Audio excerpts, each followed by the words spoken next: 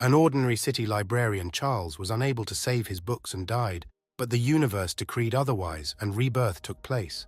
The young man looked at his hands and could not believe that he was alive. An unknown world with new heroes and energies. Myths about the horned dragon and its blood greeted the young man cautiously. Unexplored fields of the world, fighting signs and skills occupied the attention of the main character. Transformation was the most valuable gift from the planet to the deceased teacher, who gave his life to save the book collection of the educational library. Charles received a second chance, for which he was not ready, and simply started drinking. He did not remember part of his current life, and this worried him very much. In the new world, the young man moved to the rank of an unlucky teacher, the very last in the ranking of university graduates. The young man was studying the situation, walking around the town, trying to remember or understand individual episodes, when he unexpectedly encountered former classmates, top graduates Michael and his former friend Mary. The main character was drawn to the library building, but the keeper Ron, for some unknown reason, did not want to let him inside. Charles had the impression that in his new life, he had more enemies and haters than in his previous one. He could not confirm his status as a mentor, since all the students were dismantled by his classmates. The young man decided to completely change his second life so that everyone would recognize and respect him. The decision radically changed the young teacher's appearance. Suddenly, he found himself in a huge space, surrounded on all sides by cabinets and shelves, completely filled with thick volumes. One of the books flew nearby and fell into the hands of a surprised young man, suddenly illuminating his mind with fresh ideas and sending him on a search for students. Charles encountered the young beauty with pink hair Sandra, puzzling the girl with information about her leg injury, which prevents her from winning. Then the spearman Alan, suffering from the unrequited feelings of his heroine. Blonde Alex was an unexpected gift from his rival and enemy Jacques. The clash of two personalities brought the proud and headstrong Princess Monica as a student. 4 young men, each choosing the teacher of their lives, did not expect that it was Charles, unknown and disrespected by anyone, who would give their signatures. The new mentor pointed out to each of the future successors the main flaw that kills success and the will to win, which helped Alan calm down and look at his feelings from the outside. The students promised to listen to the teacher unconditionally. Charles knew that by recruiting students, he would turn many against himself, including Michael, a competitor from his student days. The enemies should also include the uncle of the beautiful Monica, who was ready to do anything for the happiness of his ward.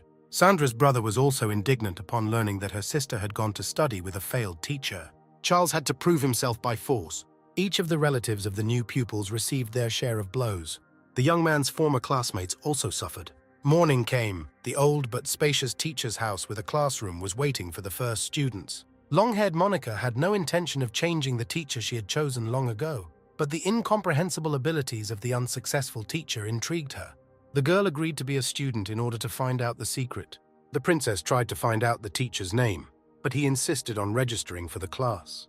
The teacher began to come up with sonorous initials, but nothing came to mind, and he delightedly pronounced his own. The beauty freed herself from her mentor's grip and went to collect information. Monica didn't learn anything new and was upset, and the young teacher tormented himself with thoughts of where else to find students. The classroom was not at all well kept and empty. The feeling of dissatisfaction depressed the teacher. The students were still needed to renew the registration license. The situation became more complicated, and Charles decided to heal his problems with alcohol. So if you look at everything one by one, then the appearance of Sandra returned the main character to reality. The girl wanted to change her mind and leave. The teacher gave a whole lecture on the topic of choosing a teacher. The mentor tried to convince the lady that he was an intelligent and experienced teacher, and that talk about his incompetence was just gossip from envious people. The young man was firm and unshakable. He said that only together and the student could achieve victories. The pink-haired beauty was scared. To defuse the situation, Charles invited the girl to demonstrate her skills. She happily agreed. The polished techniques, beautiful execution, and speed of reaction were magnificent. The teacher looked at the ward in fascination. Sandra performed the techniques and froze. The girl was looking forward to her senior friend's assessment. The teacher appreciated the training and noted the beauty's talent.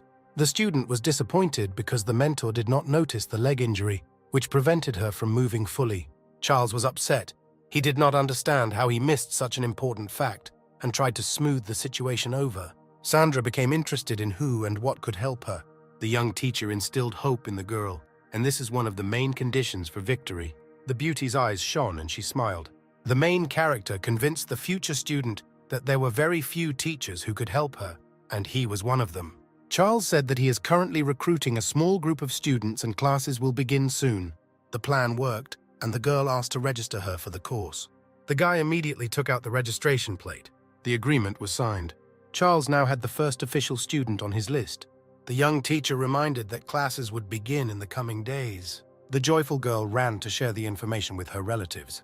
The teacher also rejoiced at his small victory. The mentor was inspired that now the license would be retained, and the provided housing and work premises would remain his. Charles made plans to engage in the learning process in full so that he would not be ashamed of his teacher. An air whirlpool caught the young man, tearing him away from serious thoughts. The next second, the teacher was sitting at the huge gates of the library. This was the same library of the heavenly path that the guy had been constantly dreaming of lately, which fascinated him and pulled him towards it. Countless book volumes surrounded the former librarian. Charles decided to take the brochure. The young man walked to the nearest shelf with 100 bright, thick volumes and reached for a tome. A hand suddenly passed through the row of books. The luxurious floating library lacked the most important thing, that is, books. Returning to reality, the young man walked home and wondered whether the heavenly repository of non-existent volumes could be useful. The new information tired Charles and he went to have a snack. It was not possible to calmly walk to the dining room. Another former classmate, now a highly rated teacher, Jacques, was walking towards the meeting. A colleague with a group of his newly recruited students greeted the loser with laughter and mockery. A fellow student told the younger generation about his friend's 0 rating and had a lot of fun. The students were surprised by the teacher's low grade on the final exam. Charles gave a verbal rebuff and advised his colleague not to brag. Jacques was furious. He did not expect such pressure in front of his charges. The exchange between the young teachers took place among the new students, who listened carefully to the words of the older generation. Suddenly, a loud voice sounded in defense of the loser teacher. Sandra headed into the gathered crowd. Her elderly relative could barely keep up with her. The man convincingly dissuaded the girl from changing her mentor and giving up classes in the loser's class.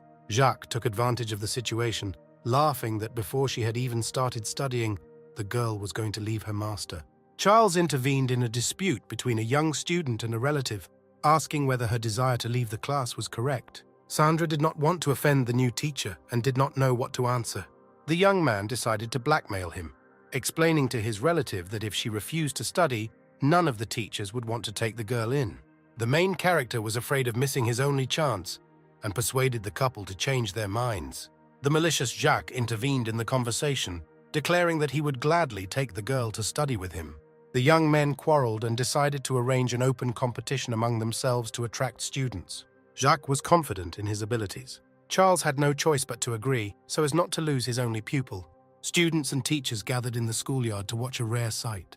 According to the rules of the university, teachers were supposed to exchange students and, after testing, show them the shortest path to progress. A little nervously, Sandra was the first to show her skills. The girl's blow was powerful enough to hit the screen for the force examiner, but the execution was disappointing. Jacques assessed the student's strength and endurance and suggested that she had an old leg injury that was preventing her from improving her results. Charles was shocked. He did not understand how his opponent easily completed the task. Having retired with the pink-haired beauty, the new teacher gave her some tactical advice. The students watched in amazement as the girl's hitting results doubled. A blonde guy, Alex, a student of Jacques, was approaching the former librarian. The young mentor stopped the competition. He tried to stall for time. The opponent and his ward stood in bewilderment. Charles decided to clarify his benefits from this dispute, since the option of a reward in the event of his victory was not discussed in advance. The enemy stood in bewilderment and confusion. He did not even imagine the thought of losing. Confident Jacques easily agreed to give up his student, who tried to resist. The answer satisfied Charles, and the competition continued. The blonde was inimitable. His movements and strikes were clear and fast. The blow to the testing stone was swift. The unsuccessful teacher was confused. He did not know what to say and how to evaluate the student, realizing that his 0 rating was absolutely justified. Gradually, everything calmed down in Charles's mind, and the heavenly library floated before his eyes. One of the flying books landed right in the teacher's hands. The student's name was engraved on the cover. The main character instantly mastered the flow of information. Now he knew everything about his ward. The book fully described all the advantages and disadvantages of its hero. Charles replayed Alex's punch in his head again. The teacher understood the meaning and purpose of the heavenly library. which assessed a person and wrote down a detailed description with recommendations for eliminating existing shortcomings and problems. Only now did the former librarian appreciate what a gift life had given him. The laughter of his competitor, who could not believe in the loser, prevented him from telling Charles about his shortcomings. The rest of the students supported their mentor with loud laughter. The young man refused to participate in the competition if they did not listen to him. The young man said that in this case the result of the dispute would be annulled. Shouts of support from the public diffused the situation. Charles suggested that the young man work with his left hand. Alex was the most surprised by the advice. Jacques smiled, celebrating his upcoming victory. The student gathered his strength and performed the blow. The control screen went dark, then showed a stunning result, dozens of times higher than the previous one. The blonde's teacher looked at the numbers in complete amazement. All the spectators stood with the same look. They were very surprised. The student did not expect such power from his left hand. He had never used his left hand in battle. The competition ended with the librarian's victory. Charles took out a second badge. To register, the blood of the future pupil was needed. Alex couldn't believe that he was just given to someone else, because he spent a long time choosing his mentor and preparing for his studies. The public began to go about their business. Jacques grumbled and threatened to take revenge on his colleague. The agreement on the student's transfer to another class was ready to be formalized. The blonde had no choice but to confirm what had happened. Registration completed successfully. The entire university courtyard was discussing the results of the competition. From class to class, from group to group, rumors spread about the phenomenal abilities of the unsuccessful teacher. The beautiful Monica, who was sitting on the bench, was interested in the result of the fight. Deciding that it was just luck, the young student decided to investigate herself. Everyone around was talking only about Alex's new strength indicators. The princess decided to personally visit the teacher and find out how he managed to achieve such results, and give her advice to also improve her performance. Charles enjoyed the opening of the school and did not expect guests. Monica behaved irritably and impudently from the doorway, which the librarian really did not like. The teacher refused on principle to listen to the girl and give recommendations. The mentor immediately did not like the beauty's rudeness. The refusal infuriated the girl even more. In exchange for information, Charles offered a place in his class, causing Monica to wonder. Two friends who overheard the entire conversation from the street were extremely surprised. The girls raced to tell Monica's relatives that she was planning to change teachers. The librarian pretended that he was not going to persuade the beauty if she did not want to enroll in his class. The princess was all ablaze with rage at the behavior of the new teacher, but did not show it. The clash of two elements continued. Charles continued to test the girl's patience. He offered to completely clean the school premises in exchange for registration. Monica had no choice, and she agreed. The mentor quietly celebrated his victory over the seething character of his new pupil. The girl set to work on a difficult task, as there was a lot of dust and dirt everywhere. A fire was boiling in the beauty's soul, and she promised to take revenge on the teacher. A few hours later, everything in the house was sparkling. Everything was clean and tidy. Charles was pleased and offered to sign the registration. The girl already dreamed of quickly becoming strong and destroying the self-confident teacher. The mentor invited Monica to show her skills. The girl happily responded to the request. The young man carefully studied the tactics of his new ward. The flow of the heavenly path captured its master again. Charles stood in the middle of the library hall and waited. The book with Monica's name was ready. The brochure described positive and negative traits, fighting style and mistakes. The mentor studied the volume from beginning to end. Finally, the teacher came across the necessary information that revealed the girl's characteristics. While awaiting the verdict, the princess practiced punches on the screen. The teacher praised the girl, saying that her strength was worthy of the daughter of a lord. Monica asked to point out her shortcomings, hiding a crystal recording information behind her back. The girl hoped to use the magical recording against the teacher. The teacher's answer was stunning. The beauty could not believe him. According to the librarian, the lord's daughter was ill, which she categorically denied. The conversation dragged on, each insisting on his own. Monica insisted that she was fine. Charles reminded the student of the pain points that should often bother her. The teacher remained silent about the girl's unangelic character and constant irritability. What was said shocked the student. Her teacher turned out to be right. The mentor was jubilant. He managed to pacify Monica's tough temper. The student became thoughtful and asked if there was a solution to her problem. The teacher's experience grew in the girl's eyes instantly. She began to believe everything that was said and promised to come to class. During the lessons, the mentor promised to teach her how to cope with her shortcomings. The information received was not for wide dissemination, and the librarian reminded about the recording of the conversation. Monica was surprised by the teacher's knowledge. She did not want to divulge her secret and broke the crystal. The girl began to trust her mentor more and more. The teacher went to training, reminding the pupil once again about attending classes. Suddenly, an angry man appeared in the distance. It turned out to be Monica's uncle, who was extremely dissatisfied with the change of teacher and was eager to figure it out. The beauty was surprised by the sudden appearance of her relative and his mood. The uncle tried to convince the young man to remove the girl from the lists, threatening to get the teacher fired. Monica's words discouraged him. She admitted that she herself had chosen a new teacher. The Lord's daughter insisted on her choice. The family quarrel flared up. No one wanted to give in. The girl's relative was furious. The man did not calm down. He ordered the release of his ward and threatened to kill the teacher. Monica tried her best to calm her angry uncle. The girl took her relative's hand and took her home.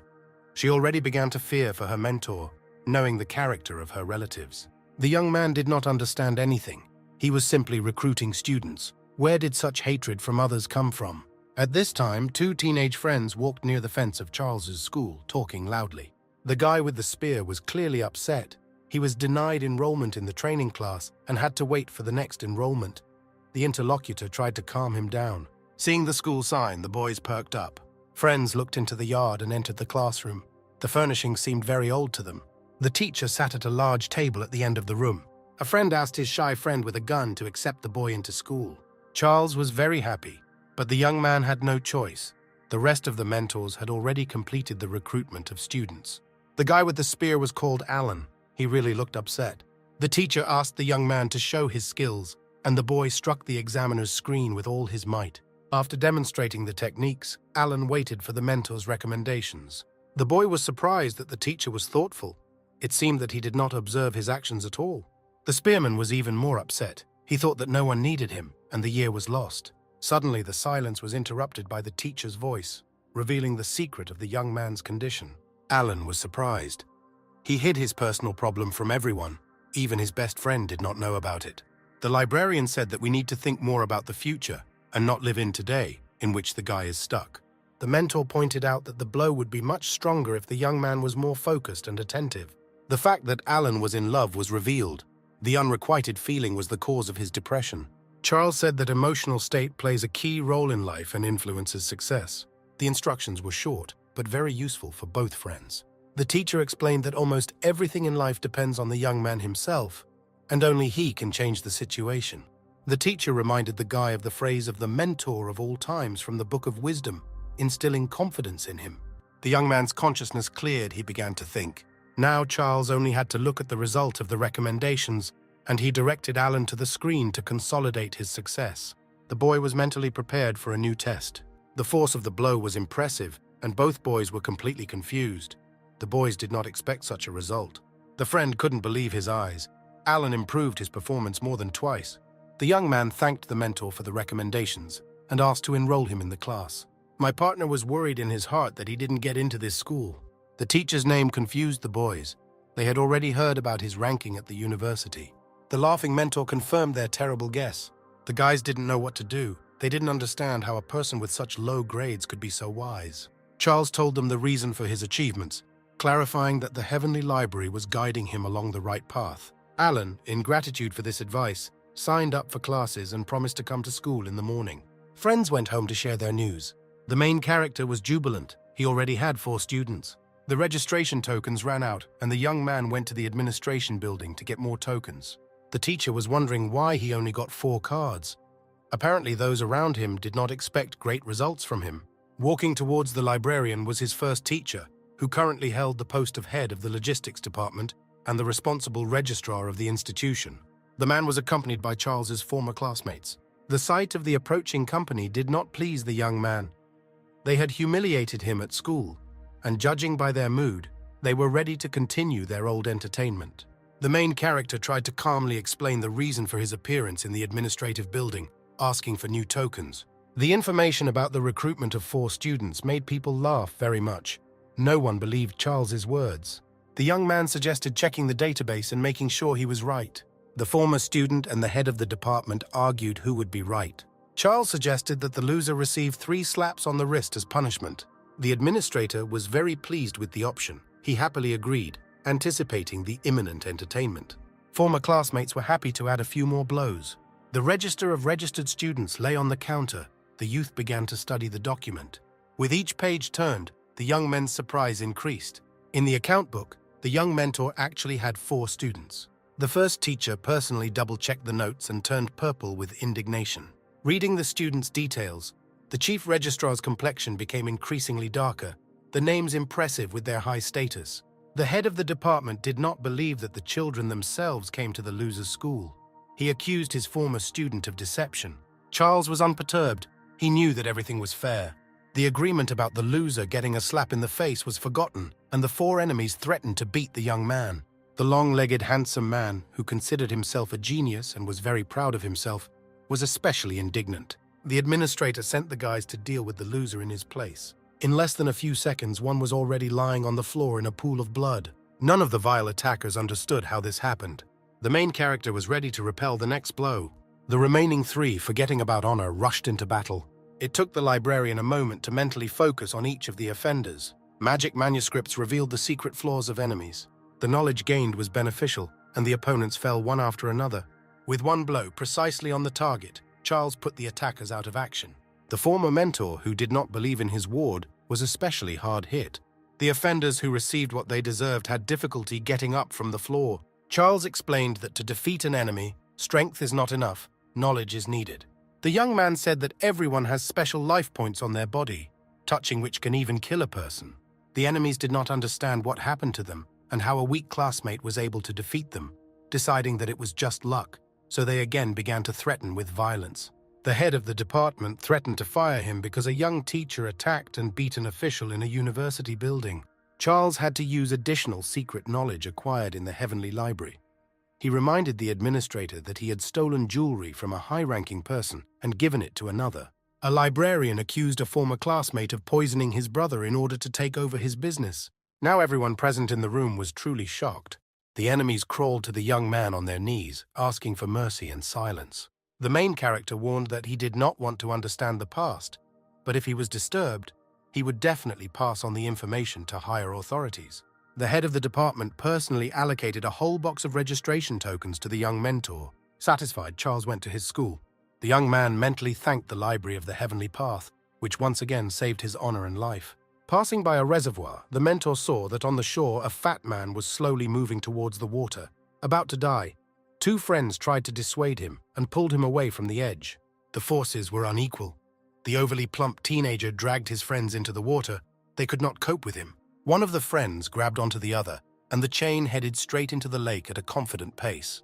The teacher did not want to interfere, but it was necessary to urgently help out the rescuers. Now the fat man grabbed his mentor's leg and tried to continue his path to the water. He was upset and did not want to live. The delighted assistants raced to run away from their friend. Charles inquired about the reason for the boy's inappropriate behavior and learned that he had attended 10 schools, and all the teachers had refused to register the boy. A conversation with an unknown mentor distracted the poor fellow from stupid thoughts. The teacher offered to show his skills and abilities. John, as the fat man was called, happily agreed. The guy's peculiarity was his stamina and endurance. He did not feel pain and had great strength, so he could safely break bricks on his head and body. Charles froze again, the familiar carousel of movements already beginning to spin in his head. "Hello, library," the teacher thought, and began to wait for the treasured volume. The information from the book surprised the master. The young teacher learned that everyone on the planet is born in a certain state. There are several classes of fighters and blood characteristics, and the strength, skills, and abilities of the hero depend on this. Every fighter is born with certain skills. The magic crystal fighter is cold and calm as ice. The firefighter has the power of his element, is strong and fearless. The universal one is the chi fighter, who has enormous energy, so they are practically invincible. In addition to the status of a fighter, the liquid that flows through a person's vessels plays an important role. Blood can be ancient or new, this is one level. Hereditary and changeable blood are of particular importance. This is the next step. The most powerful, invincible, invulnerable to weapons is a special group of ancient blood called the blood of a horned dragon, one of the best in protection, and it was this kind of blood that flowed through John's body. The teacher's eyes shone with joy. Such a student is definitely needed on the team. The teacher suggested the guy sign up for classes at school. John did not believe his luck. It was necessary to draw up a registration agreement for a new student. The young man did not believe that he would study too. Charles's conversation with the student was interrupted by the phrase of a former classmate, now a successful teacher, Michael, walking along an alley along the shore with a young teacher, Mary, a former friend of the librarian, and calling the standing couple a garbage dump. The girl peered carefully at her old acquaintance. Charles and John were offended by this comparison. In the presence of a beautiful girl, the teacher behaved very demonstratively and rudely, trying to make a good impression on his companion. Charles did not remain in debt and countered his colleague's attack, saying that the unpleasant smell appeared only when new arrivals appeared. Michael was angry. He did not expect such a rebuff from the loser, and his companion appreciated his friend's successful joke. The fight did not take place. The opponents switched to a verbal altercation. John heard a lot of unpleasant things about himself, although he did nothing bad to Michael, and learned that he was in the class of the most unlucky teacher. Charles defended his new student and his status. The arrogant teacher suggested that the girl quickly leave her interlocutors so as not to spoil her reputation, which the lady did not like very much. Mary approached her former friend, smiled and tried to support him, saying that she believed in his success. "You just need to not give up and constantly work." The young man thanked him for the parting words and said that his new student was simply underestimated. In fact, he was a real fighter. Michael tried to object, but the young teacher wanted to continue the walk without his annoying companion, which greatly upset him. Left without a witness, both mentors began to sort things out. John took advantage of the situation and tried to escape from the loser teacher until he completed registration. The escape failed. Charles reminded the teenager where the school was and that classes would begin the next day. The mentor has completed the process of registering a new student. The student hoped that if he missed lessons, he would be expelled, to which the new teacher politely promised to drown him in the very pond with frogs where the young man had so recently strived. Only in the evening the main character reached home. Charles promised himself that he would become the best mentor for his students, but he doubted his strength and experience. Classes will begin the next day, and the teacher decided to systematize and repeat his knowledge. One of the areas of teaching was the principle of the 9 paths, which everyone studied and applied in training from childhood to old age. The protagonist's rank was low and remained at the 3rd level after the final exams, unlike that of the other teachers, which made him think about promotion. Charles decided to take advantage of the free evening and went to the main university temple of knowledge. The young mentor decided to combine the knowledge of 2 libraries, including the heavenly one. Its keeper, Ron, sat on the threshold of the library. The elder was very unhappy with the visit of the late guest.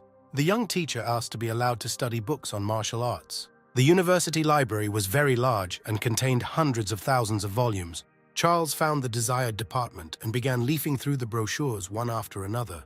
The heavenly repository again appeared in his head. The new tome revealed a huge number of shortcomings of the most important combat skill. The young man was puzzled. The teacher looked through ancient manuscripts and modern theories. Charles tried to find a system that would help him correct the shortcomings of the teachings and help him choose the best. The bookshelves stood in dense, never-ending rows. The librarian could read an entire volume with one glance, identifying the most necessary points. The mountains of studied material grew every minute. Time flew by. Tired, but satisfied with himself, the young man left the building. The keeper was dissatisfied and surprised. He did not understand what the young man was doing in the library for so much time, if he only rearranged books and did not take any notes. It was late at night when the teacher reached his workplace. The teacher tried to understand how, with the help of the heavenly path, one could change the system and correct problems. The mentor was again transported to the ghostly book depository. The volumes the young men studied flew in a circle, creating a single carousel. A large brochure fell into the guy's hands. Charles was amazed that all the information received that evening was systematized in a certain order, pointing out shortcomings and describing recommendations for improvement. The book was a completely new teaching, previously unknown to anyone. The young man decided to call the new style the Heavenly Way, and this name immediately appeared on the cover. The next stage was to understand the meaning and provisions of the concept. It seemed that knowledge itself penetrated deep into the body. The mentor completely focused on the theory and felt that he was beginning to transform. Charles felt that his level of knowledge and defense, that is, his rank, had jumped from the average 3rd to the high 5th. The young man tried to figure out how perestroika happened. The young teacher realized that all the books he had studied during the evening, which were part of the universally accepted system, were concentrated into one, combining the best and correcting the shortcomings. The rules of life were such that in the existing teaching, there were 3 levels of chi energy, each including 5 levels and 4 sublevels. Charles realized that he had become the owner of the highest level. It was necessary to check my guesses, and the teacher went to the power screen. The examination stone was ready to take the test.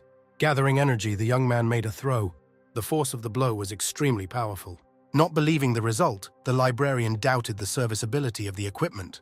Charles was a little frightened by his new possibilities. The young man stood near the screen and noticed a shadow flashing in the darkness. The teacher went around the corner of his house and hid. The masked stranger was holding a dagger and was creeping up to the entrance to the building. Hearing sounds behind him, the man looked back. Charles realized that he had been noticed and the fighter had come to a showdown with the owner of the house, that is, with him, and decided to play along, also calling himself an enemy of the owner. The stranger was full of anger and promised reprisals against the stubborn teacher. The unknown person invited the guy to join forces and attack together, casually mentioning his name.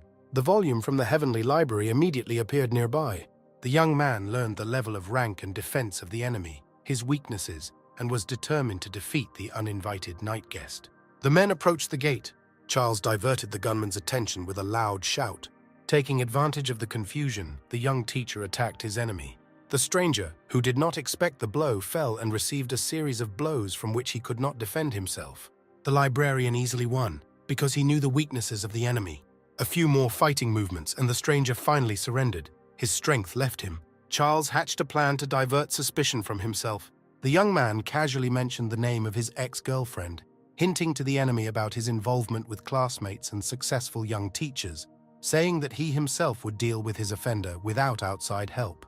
The stranger, who turned out to be Monica's uncle and came to take revenge on the teacher, realized that he could have been beaten by the young mentor's enemy Michael, whom he saw during the day irritably talking surrounded by Mary and Charles. Morning came and the school hospitably opened its doors to its first students. 4 teenagers were sitting at the student tables, only Monica was missing. The teacher began the lesson by studying the style of each student. Sandra was chosen first, since she was the one who started recruiting teenagers for the class. The girl was upset that she ended up with a loser and planned to change her teacher. The teacher retired with his ward in the training room. The pink-haired beauty showed off her main punch. The mentor's conclusion was short and impressive. The teacher explained that during a long-standing battle, the enemy was able to hit the girl's power point, damaging the energy and blood path to one leg, which is associated with her condition. Sandra admitted that not a single doctor could solve her problem. Everyone was inclined to believe that the limb would remain damaged forever. The young teacher promised to correct the situation and help regain lost strength. The girl, who was about to leave her teacher, realized that she had hope for healing and faith in her mentor. The teacher began the healing process immediately using acupuncture. Sharp needles, filled with the energy of the teacher, flew straight at Sandra. The student's entire body was covered with thorny objects. Charles continued to send force currents to his pupil. The girl absorbed the purest energy and wondered where a teacher with a 0 rating could get it from, unless it was the imagination of others. The beauty felt that the strength in her leg had been restored and she became completely different. The student did not believe what was happening and thanked the mentor. Sandra was happy to continue learning from her savior. While the teacher was busy, a conflict was brewing in the class. Left alone, the students decided to protest and collectively leave the hapless teacher. The sight of a smiling, happy classmate emerging from the next room was impressive. The young men doubted their decision. Suddenly, Monica appeared on the threshold of the class with her uncle William, whose whole face was bandaged. The man was going to be present at the classes and keep an eye on the ward and the learning process. Charles did not agree and asked the intruder to leave the class. Rage and anger seethed in the look and behavior of the young lady's bodyguard. Monica managed to push her relative out the door so she could continue her studies. Alex was the next to go into the training room with the teacher. Right from the start, the mentor stated that the blonde cannot get high results because he independently studies one of their techniques, which takes away his main energy and causes irreparable damage to his body. The teenager was surprised by the knowledge and insight of the teacher. None of the other teachers, including the most famous ones, noticed this. The librarian told in detail all the young man's mistakes. As a result of existing shortcomings in the process of self-education, the guy developed health problems that could not be treated. Charles dwelled on each problem and explained how to eliminate it, indicating that only through this would healing occur. Inspired by the new knowledge, the student was ready to continue learning and listen to the mentor unquestioningly. The teacher promised to help cope with shortcomings and master new techniques. Another delighted student was on the librarian's team. The 2 remaining guys looked with hope at Alex leaving the hall. The first phrases shocked the young men. The blonde had no intention of leaving school and staunchly defended the teacher. Monica was third on the list of students tested. Charles revealed to the girl the secret of birth and the possession of great energy of life, promising to choose her an individual style, taking into account her inner strength and cope with her existing disease. After thanking the teacher, the beauty went to class. John quickly took the mentor's side. After listening to his recommendations, he had already studied the literature given by the teacher and did not know how to thank fate for meeting him. The young spearman's fighting spirit was also broken instantly, as soon as the conversation turned to Alan's abilities and the possibility of changing his relationship with the stranger. All the students were full of desire to acquire new knowledge and skills, and Charles continued the lesson. A sudden kick knocked open the classroom door. The students looked back to see what had happened. On the threshold stood a tall, stately young man in an aggressive mood. It turned out that it was Sandra's older brother, a fourth-rank fighter. The teacher asked the impostor not to interfere with lessons and leave the school. The warrior was ready for a mortal fight and was not going to retreat. He came to pick up his sister and punish the young mentor for registering the girl at his school. The uninvited guest attacked first, bringing down the full force of the sword on the teacher. The blade easily stopped between two fingers of the protagonist's hand. The fighter tried to free the weapon, but the teacher did not give him a chance to act. He held the blade firmly and with one movement of his hand threw the bully out the gate. Uncle William heard the noise of the battle, looking out from behind the front door and rejoicing that the mentor would finally be punished. A warrior landed on the slightly opened door, crushing Monica's relative who was standing behind it. Moans and angry screams did not prevent the main character from continuing his lessons.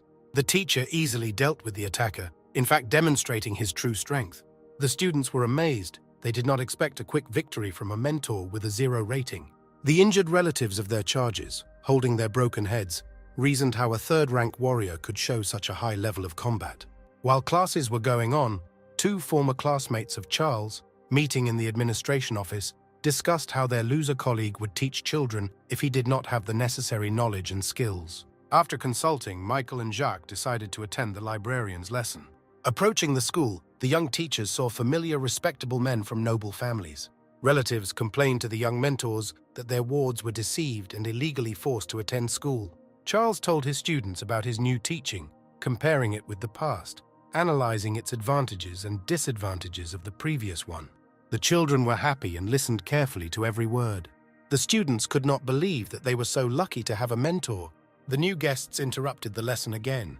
The main character was surprised by the visit of his colleagues, top-rated teachers. A senior teacher accused the librarian of cheating on student registration. The young mentors began to sort things out, recalling past grievances. A serious dispute flared up. Everyone defended their innocence. Michael mentioned the last meeting in the alley and their classmate Mary, now also a teacher at the university. Covered in bandages, Uncle William recalled that at night the fighter who had attacked him scolded Charles and mentioned the girl's name. He realized that he had found the offender, and his fist instantly flew into the face of the librarian's classmate. Michael, who did not understand anything, held his broken nose and demanded an explanation. Monica's relative rubbed his hands contentedly and prepared for a new attack. Now he would take revenge for everything. The young man found himself on the ground and received blow after blow, not having time to defend himself. Sandra's brother with difficulty pulled the angry man aside. Covered in wounds and bruises, Michael could not calm down. He did not understand why he was brutally beaten and what happened to the honorable citizen. The strangers left the school grounds. The classes ended, and the satisfied students went home. Now they knew for sure that their teacher was the best. Monica asked her uncle what happened and why he beat the other mentor so badly. Sandra said goodbye to the teacher and also went to rest. Outside the school gates, the brother grabbed the girl by the hand and forcibly took her home. The man told his sister that she would no longer study in this class. The girl was surprised and upset by her brother's words. She happily waited for the next day to come to class again. Humiliated and beaten, Michael walked with his friend into the office and made a plan for revenge. The young men could not understand the reason for William's rage. Classmates blamed Charles for everything, and each went their separate ways. At home, a scandal awaited Sandra. The angry father scolded the girl and insisted that she leave the hapless teacher's school.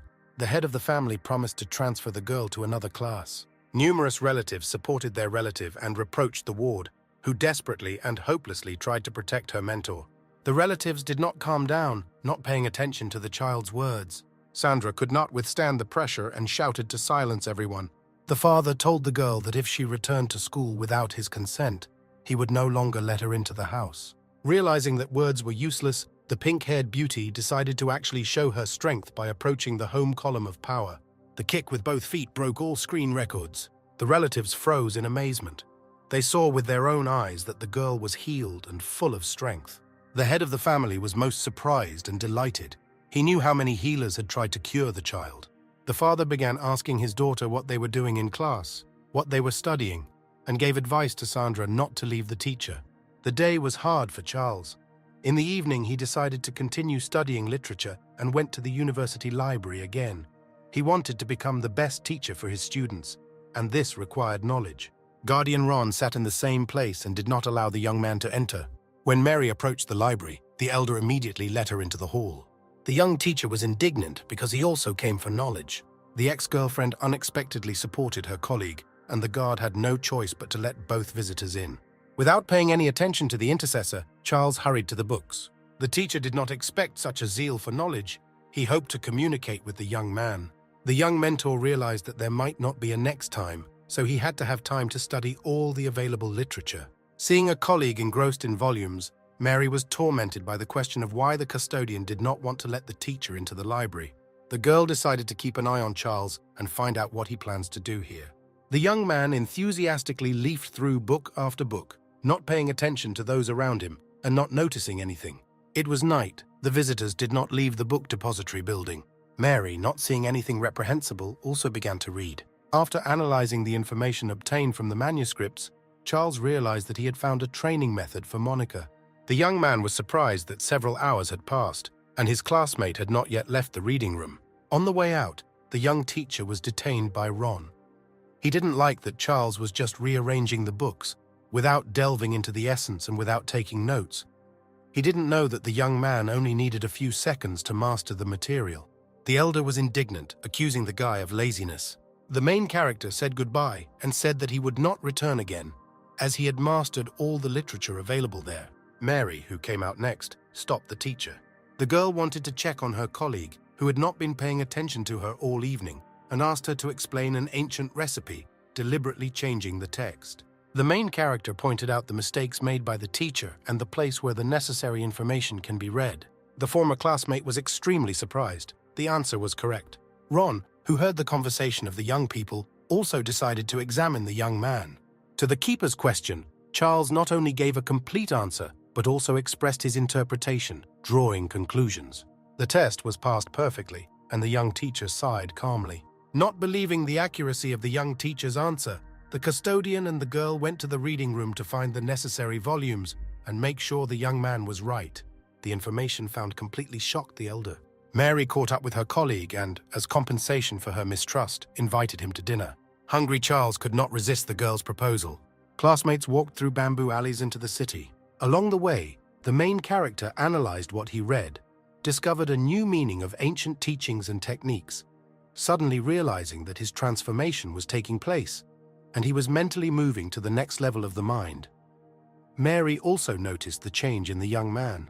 A beautiful restaurant stood in the center of the town, and the girl wanted to take her colleague there.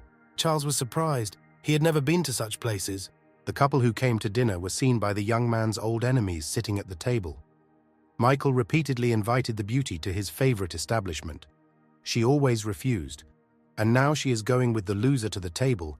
A plan of revenge began to spin in the heads of his classmates. The happy and satisfied librarian thanked him for the delicious treat and got ready to go home. The restaurant manager, who personally greets and serves all guests, brought the bill, and the girl was stunned. The price of the dinner was exorbitant. The wine they had not ordered cost a fortune, and the attendant demanded payment immediately. Michael intervened in the conflict, planning to shame the enemy and appease the unapproachable beauty with his noble deed. Mary was surprised by the appearance of her colleague. His incorrect words and behavior only offended her. The teacher refused the offered help. As payment, the girl gave the manager a family talisman, several times the cost of the ordered food. Michael and Jacques realized that the plan had failed. Charles, who stood quietly on the sidelines and did not participate in conversations, realized that it was time to act, and he could not allow Mary to lose an expensive heirloom.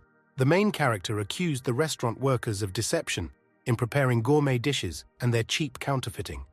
The assembled visitors listened with interest to the newly discovered facts. Expensive wine also turned out to be low grade and of poor quality. To prove his words, the young teacher conducted an experiment with fire, substantiating the correctness of the accusations. Angry restaurant guests and passers-by attacked the manager, demanding compensation for moral and material damage. Charles's enemies also suffered because they started this conflict and suggested that the service staff allegedly accidentally bring an extra drink to the table. Mary was once again surprised by the young man's knowledge and questioned the negative results of his final tests.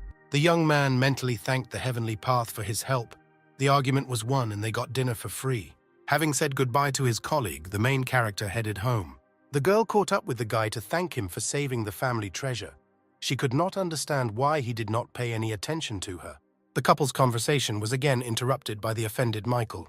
A colleague wanted to take revenge on the offender for ruining his dinner and relationship with a beautiful woman. Deciding to deal with the loser forever, the angry young man called for help from his grandfather's pupil and his protector, the Heavenly Lion, ordering the death of Charles. Mary tried to defend her hero in horror. She reminded him that killing a teacher was a grave sin, but the guy was insane. The huge, ferocious beast ran in the footsteps of the owner's grandson's offender. The girl and her two colleagues remained to watch the events. Michael held the teacher with great difficulty. A few seconds later, instead of a bloody massacre, everyone saw a lion, calmly closing its eyes and lying peacefully at Charles's feet. The owner of the formidable predator could not believe what was happening. The beauty, realizing that she had become the cause of the showdown, no longer expected to see her former friend alive and could not understand how he dealt with the shaggy monster. At this time, the restaurant manager reported to Jack, the owner of the restaurant, about what had happened, trying to blame the mistrust of people and the bankruptcy of the establishment on a young, unknown teacher. They managed to deflect the blow from themselves, and the owner of the establishment promised to find and destroy the offender. Tired of the events of the night, the main character went home and thought about how he could still strengthen his defense and increase his level of energy and intelligence to improve his mentoring work. Studying books to achieve the goal was not enough. This required special amulets and artifacts. The librarian decided to visit the neighboring city, where there was a large market, famous for the presence of the most outlandish things, where he went early in the morning. The seller behind the stall promised only the best quality goods, but Charles did not think about counterfeiting, having the power of the heavenly path. A set of unusual flowers with roots attracted the attention of the main character. The magic book in my head told me that this was a rare, expensive copy that could be useful if used correctly. The price was reasonable, but the young man completely forgot about money. He only had a few coins with him.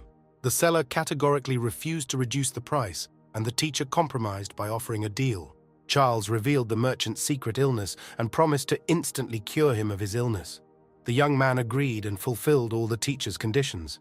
In gratitude for his miraculous healing, the seller gave the goods for free. At this time, the famous clairvoyant Ho was walking around the bazaar, calling himself an appraiser of things, who supposedly could see the value of a product, offering to buy it from one or another seller and helping the buyer only out of his kindness. People begged the miracle worker to help them acquire unique things. Charles, passing by, saw that Ho was refusing money and gifts. He chose 5 lucky ones, showed which goods were priceless, and offered to buy them back for a significant amount, supposedly much less than their true value. The heavenly volume fell into the hands of the librarian. It became clear that the clairvoyant turned out to be an ordinary swindler who had conspired with the sellers and helped them sell the goods for a lot of money, then dividing the profits. The young teacher did not want to interfere, but the prophet himself chose him as a happy victim. It was useless to refuse. The crowd around was jealous and did not understand why he was not happy. The main character was offered an item for a fabulous price, but despite the public's indignation, he refused, knowing the true cost of the item. The obsession of the supposed clairvoyant angered the young man, and he told people the truth, showing the true price of goods using the example of recent purchases. Ho was confused. He hurried to leave, but deceived eyewitnesses and buyers demanded payment and a refund. The main character walked further down the street. He was looking for a bookstore, hoping for luck. Suddenly, there would be literature on increasing energy levels and moving to the 6th rank. The beauty behind the counter was surprised by the topic. She liked the young man for his culture, intelligence, and inner strength, which she felt when the stranger entered the store. The girl agreed to help, advising him to contact the emperor's teacher himself, who lived in this town and owned a large personal library, and escorted the guy to his house, warning that the master liked to arrange tests and exams. The wise mentor of a high-ranking person lived in a modest building, refusing a place in the palace. The interlocutors did not have time to approach the gate when a young rider on a beautiful white horse caught up with them. It was Lucas, the youngest son of the head of state. Having dismounted, the handsome man was indignant that his friend Dorothy had brought a stranger to visit the teacher. Having opened the door, the servant of the owner of the house recognized the guests and invited them to enter. The young people entered the spacious waiting room. The great mentor who appeared was glad to see his young acquaintances. A stranger looking at a handwritten painting attracted the master's attention, and he suggested analyzing the work of art. The main character, with the help of the magic of the heavenly library, saw all the pitfalls of the masterpiece. He cut the outer shell of the canvas, revealing the true appearance of the drawing. Behind the outer shell hid a completely different picture. The satisfied teacher continued the examination and showed the next masterpiece with the image of a huge predator. Charles pointed out the errors in the drawing, which surprised the owner and frightened Dorothy, who regretted bringing the brave young man. The master invited the girl to introduce the guest, completely confusing her, because the young people did not even have time to meet. The emperor's heir was glad that his girlfriend did not even say the young man's name, which means they really do not know each other. Charles introduced himself, and the owner of the house with dignity called him a young master, setting him as an example to the young men present. The mentor asked the young teacher to conduct classes with new acquaintances more often, improving their knowledge of painting. Charles asked the master to show him the library, which was the purpose of his visit to the respected man. The collection of books was indeed large, but there were practically no brochures on the topic of self-improvement and achieving a high 6th rank. The librarian leafed through volume after volume, studying new material. The heavenly path has concentrated the information received into one book. It turned out that all the internal energy of Qi depends on the strength of the body and the level of development of thinking. Only by jointly developing all these facets can one achieve high results. A new impulse of energy captured the main character.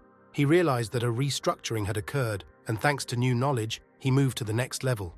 The master himself noticed the changes in the guest and inquired about the young man's well-being, lightly touching his shoulder. Charles just turned around, and the owner of the house flew into the corner of the room. The wise mentor realized that the young man had gone through the process of promotion and had not yet adapted to his condition and new strength. To determine the main character's energy level, the master suggested testing the strength on the examination column and conducting training with Lucas, who owns the 5th rank. The librarian agreed to participate in the fight, but decided to use his new power at half power. Even small efforts were enough for the young man to knock out the prince. Lucas refused to conduct further training, concerned about his health. Charles didn't understand what level he was at, because he had really changed a lot. A prepared power column was waiting for the test subject. The young teacher was ready and struck the screen. The result exceeded all expectations, exceeding the previous one 10 times. The master was glad to meet the outstanding young man and invited him to visit occasionally, having learned that he was from afar. The young man thanked his mentor and said goodbye. Walking down the street, the main character thought about his level, suggesting that he was between the 5th and 6th ranks. The teacher's thoughts were interrupted by a crowd of men following the young man. The young master recognized the swindler Huo, who was accompanied by several fighters. These were the same sellers who failed to obtain money by deception. Now the gang wanted revenge. The thug was the first to go to the showdown, promising to deal with the whistleblower very quickly. A few seconds later, Charles struck the giant's vital point, leaving him no chance of victory. Ho sent his best assistant to the battle, who knows a unique technique of falcon flight.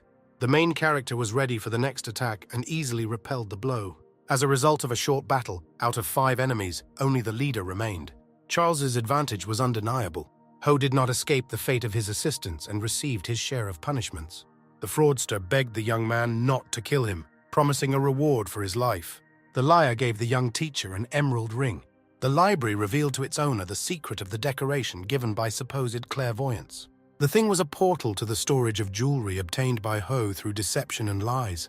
Charles wanted to finally wean the swindler from lying, and with a blow to the inside, protected people from the destructive abilities of his opponent, at the same time taking away the money hidden under his clothes. Ho realized that he had lost the gift of a hypnotic effect on others. While Charles was traveling, improving himself and making new friends, his old enemy came to his grandfather, the director of the university, asking for help. Michael told the owner about the inappropriate behavior of his predator, who did not listen to his grandson's order and did not protect him at the right moment. The young man asked a high-status relative for help in eliminating his competitor and expelling him from the city. He reported that his classmate Jacques was ready to write a complaint that his student was being forcibly kept at school without being given a choice. The grandson insisted on conducting an inspection of the loser's teacher and his pupil. The grandfather was forced to agree and fulfill the pet's request. In the morning, Charles entered the gates of his native school. The young man was thoughtful and was making a plan for his next classes. Despite the early hour, all 5 students were in the class, waiting for their mentor. Sparks burned in the eyes of the students. They were glad to see the teacher return. The first gift went to Monica. The teacher handed the girl a box with a bud and root, explaining that she needed to prepare a decoction from this flower and take it according to the scheme in order to get rid of the congenital illness. All students received instructions with individual training schemes, developed taking into account the skills and characteristics of each. The mentor allowed them to come up with a name for their tactics, which especially amazed the teenagers. It was the teacher's most valuable gift. Before starting training, the students thanked the teacher. Mary hesitated for a long time to meet Charles again and go to his school, not understanding why he himself did not show her signs of attention. The desire to see her former friend was stronger than her pride, and the girl went to visit. At a familiar gate, she met a man and was afraid for the young man. The brave girl asked the stranger who he was and what he was doing near the school. Monica's uncle, who was waiting for her ward at her direction, outside the territory of the educational institution, recognized the teacher. Deciding to take revenge for all the insults and wounds, William thought that he could easily deal with the beauty by attacking her. But the young lady was prepared, and the battle began. Satisfied, Michael and his friend also went to the loser's school to report that the management was calling him and the student for testing. The young men made plans for revenge and rejoiced in advance at the victory. William's fight with the girl at the entrance gate forced his colleagues to stop. The man realized that the fight would not be as easy as expected. Mary knew the techniques and knew how to control her body. Michael rushed into action to help his classmate. The battle between the men was fierce, with the young fighter getting the worst of it. Monica's relative was angry. He was still weakened by previous battles and did not expect help from the girl, who took this for a special prank to attract her attention to the young man. William, assessing his strength and fearing a simultaneous attack from several sides, retreated, finally knocking Michael out with one blow. Jacques tried to revive and support his injured friend.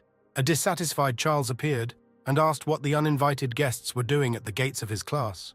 His enemies told the loser that the university administration had invited him and his student to the detector tower for immediate testing. The young teacher heard that there is a building where various checks are carried out, including monitoring the teacher's influence on the will of the pupils, making it possible to find out their true relationship with each other and to exclude the retention of the ward at school against his will. The test subject was to be Alex, who had previously studied in Jacques' class. In the tower, awaiting the verification process, 2 of the school's elders tried to understand what was happening and why Charles might have misbehaved with a student. Mary went into the building with everyone. She was very worried about the main character. She liked him. Jacques expressed his complaints to his opponent and asked for a trust-level check. The university director announced a condition in which the losing teacher would leave the city forever. Charles asked to increase the punishment by depriving the loser of the title of teacher and subjecting him to physical harm in the form of lashes. The enemy agreed with the addition and rejoiced at the speedy resolution of all problems with his former loser colleague. The guardian of the tower invited the participants to the site with a trust ball to conduct an exam. The ball automatically read the state, determined the feelings and degree of trust between people. The first to come out were teacher Jacques and his former student Alex, whom he himself gave away after losing the argument to Charles. The young troublemaker was sure that the teenager would be on his side because he personally invited him and arranged for him to go to school. The exam screen was silent for a long time, then gave a result that amazed everyone present. The student's level of trust was at a very low level. Charles was calm and ready for the challenge. The ball gave out the indicator instantly, recording record-high numbers that even the most respected mentors did not have. While the losers were indignant, the elder of the tower assessed the result. The keeper of the ball of trust saw the sincere look of the student, his confidence and respect for the teacher. The appearance of a guest prevented the conclusion of the trust test. The elders were surprised by the appearance of a high-ranking person. Sandra's father entered the tower, looking for his daughter's mentor. The young teacher was no less surprised than his older colleagues. Charles was even more surprised by the behavior of the man who knelt in front of him and asked to accept his son into the class. The director of the university was discouraged. The young man had already been studying at his school for several years. Charles's refusal shocked everyone. The elder offered to leave the student if the transfer did not take place, especially since the young teacher is at a lower rank and less powerful. A high-ranking official objected, saying that the young teacher was able to deflect the blow of his son's sword with 2 fingers, which indicates a high level of training. Alex was an eyewitness and confirmed what was said. Nobody believed what was happening. An enthusiastic argument among those present was interrupted by the visit of the next guest. The prince entered the tower and greeted Master Charles, whom he was looking for, visiting a small town for the day. The director, who was indignant at the high title of the young teacher, was promised the death penalty by the emperor's son if he continued his speech. The elder was frightened. He did not understand where the loser got such connections. Sandra's father again asked the mentor to take his son for training. Charles was very tired of everything that was happening. He proposed to announce the result of the detector and approve the verdict for the loser. It turned out that this exam cannot deprive a teacher of a license. A special document is needed that has the right to do this. The servant interrupted the summing up for the 3rd time and announced the arrival of the next guest. A smiling Dorothy entered the door. On the way, she decided to stop by a new acquaintance, and in addition to the bookstore worker, turned out to be an assistant to the chief secretary, having arrived in the town on work matters. The girl greeted the young master and the rest of those present. It turned out that the young lady's position allowed her to prepare a document on the revocation of the license. Everything went well for Charles, who told the new guests about what was happening in the tower. Jacques was destroyed. He understood that without the status of a teacher, no one needed him. Mary could not understand how such a respected person and competent teacher failed the final exam, received a negative grade, a lower level, and a negative review. The prince and his young friend confirmed that the rank of the young master exceeded the level of everyone present. The guardian of the tower suggested that the result of the exam was deliberately changed, and that it was the director who was involved in this fact, changing the result in favor of his grandson, thereby forcing Charles to suffer and listen to the bullying of others. The elder tried to deny the facts and explain what happened, but no one believed him. Only Charles's former student, who was declared insane and ran away from his teacher, could save him from shame. The servant was sent for Liam, who was now studying at the school of the famous teacher Mason. The student arrived immediately and was ready to answer all questions. The director began asking the guy about his previous mentor and everything that happened. Charles confirmed the young man's words about his teaching method, which led to Liam losing his mind. The student said that only a new teacher was able to restore his mental abilities and gave him the opportunity to study further. The main character asked to show his skills. The young man showed those present his strength and ability to control energy. Charles drew attention to the shortcomings that no one noticed, explaining that the pupil suffers from a rare form of the disease and cannot perform the exercises in full without pain and additional effort. His own developed teaching methodology brought the young man out of control and helped him cope with his problems, but he was unable to complete his studies as he was afraid of his condition and moved to another school. The elder did not believe what was said. He had met similar recommendations in the ancient tome, but had never seen it. Charles invited Liam to participate in another experiment, as a result of which the young fighter would rise to the 2nd rank. After thinking a little, the young man agreed, and silver needles with the energy of the mentor pierced the body, and the existing silent points that did not provide a path to development were eliminated, and rebirth took place. Liam didn't know how to thank his former mentor and wished he had listened to him sooner. Everything he saw allowed the keeper of the tower to make a final verdict and declare Jacques a slanderer, removing him from teaching. The director also lost not only his student, but also his status, fulfilling the requests of his grandson. The elder, on behalf of the administration, congratulated Charles and apologized for all the trouble caused. The satisfied young teacher returned to school. Friends caught up with the master and asked to teach him the issues of painting and calligraphy. Charles did not know how to explain to them the vision of shortcomings without a heavenly path. At this time, Mason's school received a dear guest. The owner of the city restaurant, Thomas, visited his old friend for good reason. He had drawn up a plan for revenge against a young mentor, and he needed help. Friends discussed Charles, each with their own motive for not liking him. Clarification of questions and details of the transaction was interrupted by a visit from a primary school student. Daniel was average in terms of strength and knowledge. The young man asked to be released from school. Liam appeared next, coming from the Trust Tower, where a representative of the administration had called him. The student's request surprised the mentor. He also wanted to become a student at the young teacher's school, that is, to return to his old teacher. Not having the right to detain the pupils, Mason was forced to agree.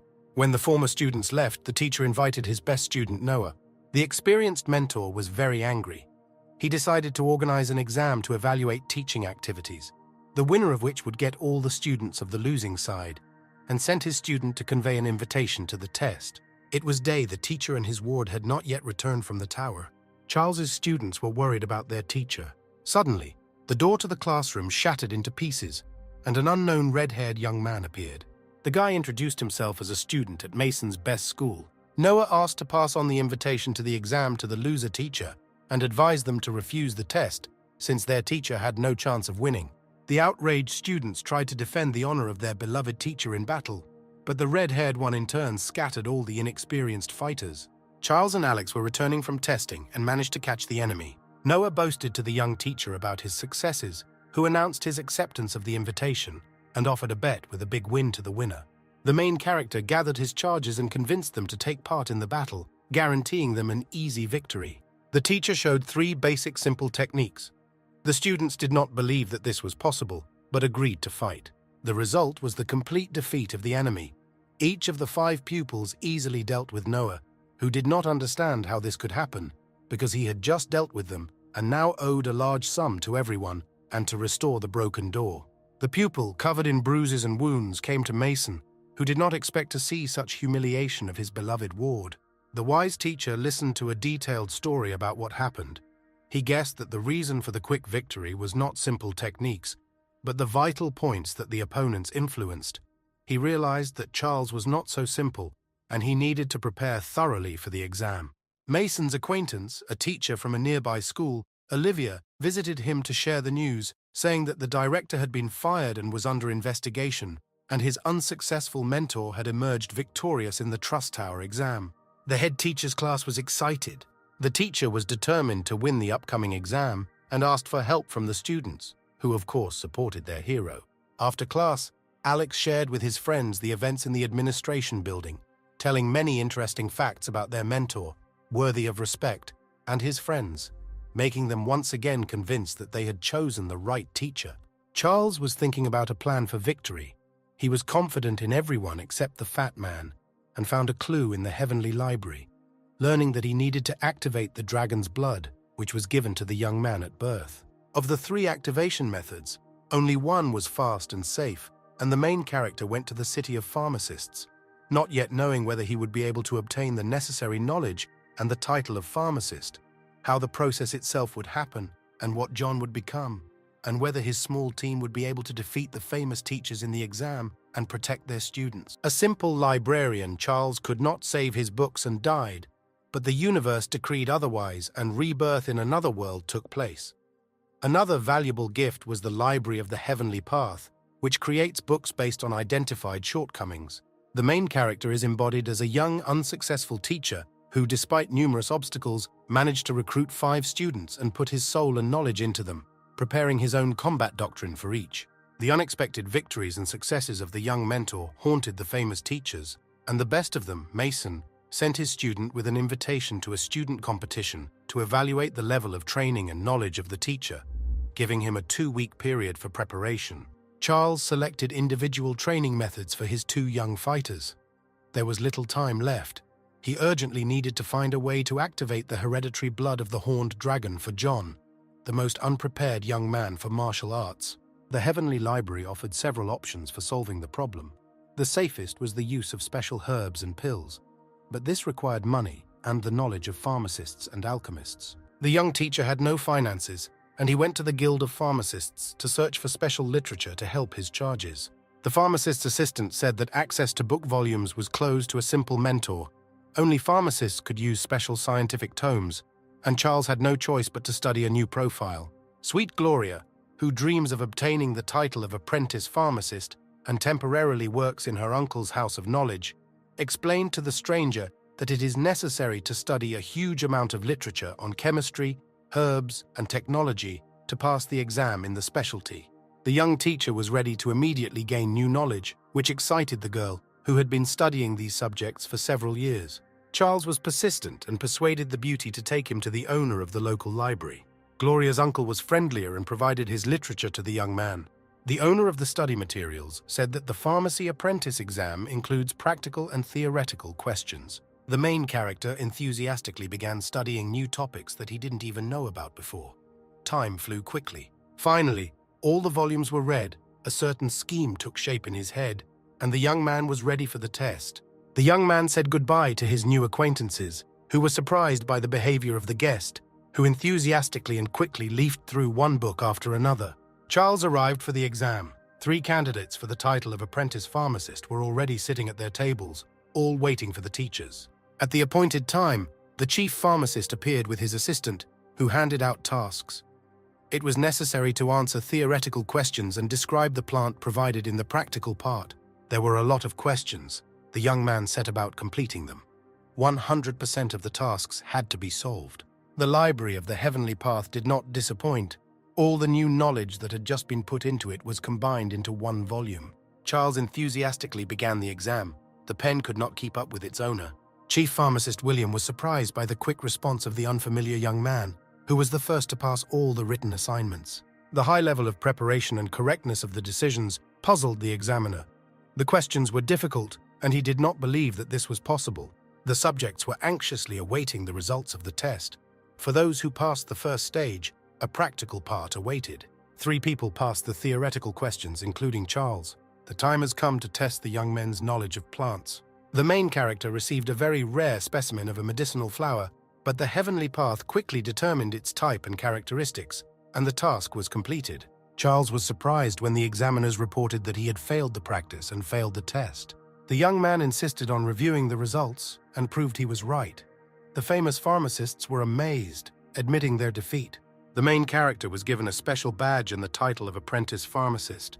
The main specialists were surprised that the young man took his status calmly and asked for access to specialized literature available only to pharmacists. To gain full access, Charles was ready to take the next exam. This was an interview with all the main alchemist specialists of the state. The chief pharmacist and his colleague were simply shocked. They did not expect such impudence from the young man. It was almost impossible for even experienced specialists to pass this level. The young man convinced his mentors to start preparing for the next exam and went to expand his theoretical knowledge. All the printed manuals of the pharmacist's library collection were mastered during the day. The assistant sent by the pharmacists to monitor the young man saw only mountains of books, leafed through at a speed of several minutes. In the evening, tired of new knowledge and impressions, Charles went to the hostel to rest. While the young mentor was learning a new profession to help his students, one of them, proud Monica, talked with her uncle, who categorically objected to her teacher. The patron saw the plant in the hands of his ward and was confused when he learned that the young teacher he hated gave it to the girl. It was a rare specimen of medicinal herb, the cost of which was very high even for noble people. Monica's uncle knew the properties of this plant, but had never seen this miracle before. Even he did not have the money to purchase it. The young lady said that the mentor identified her problems, which consisted of improper distribution of energy, as a result of which her health and combat effectiveness deteriorated day after day. A decoction from a rare plant was supposed to help restore strength. Having learned about the cost, the girl and her uncle decided to immediately thank their teacher, who went to the city of pharmacists for additional knowledge. Inspired relatives immediately went to the pharmacists' guild. Upon arrival, Monica learned from the girl in the small library that her mentor was taking an exam to confirm his status as a pharmacist student. The princess's uncle was surprised. He understood how much a pharmacy specialist should know and be able to do. Gloria told her guests that Charles prepared quickly and was determined to succeed, which she doubted, since the exam was extremely difficult. 2 young men who left the testing room refuted all doubts and confirmed that their competitor had successfully passed theory and practice. Monica asked if her teacher would be free soon. Gloria was extremely surprised to learn that the young man was a martial arts teacher and had his own class. The young people who failed the exam said that Charles agreed to an interview with the oldest and most famous alchemists in the country. The beauty was amazed that her mentor, whom no one appreciated, was ready to do anything to help his students. The girls were very excited, realizing that the upcoming test would be extremely difficult. One of the examinees said that the celebrity interview itself is very treacherous, and if Charles fails or refuses, he will have to pay a fabulous amount of money as compensation. Monica calculated in her head how much her medicinal flower cost and how much the exam would cost, and was ready to burst into tears. At this time, Charles, unaware of how close one of his charges was, who was one of the reasons for his interest in alchemy, finished studying all the available literature and was getting ready to rest. The excited chief pharmacists were waiting for the young man at the exit. Charles reassured the pharmacists that the interview would take place, and he was ready for the meeting. Not believing the guy's words, the scientists were shocked by his calmness. Charles said goodbye and went to rest, awaiting the arrival of eminent examiners. At the entrance to the dormitory, his student rushed to the unexpected mentor with words of gratitude and respect. Charles tried to calm the girl down, explaining that it was his duty. Monica's uncle, who was standing aside, joined his pupil and warmly thanked the young man for taking care of the girl. The young teacher was surprised by the changes in the behavior of the previously disobedient and aggressive student and her patron, who had repeatedly attempted to kill him.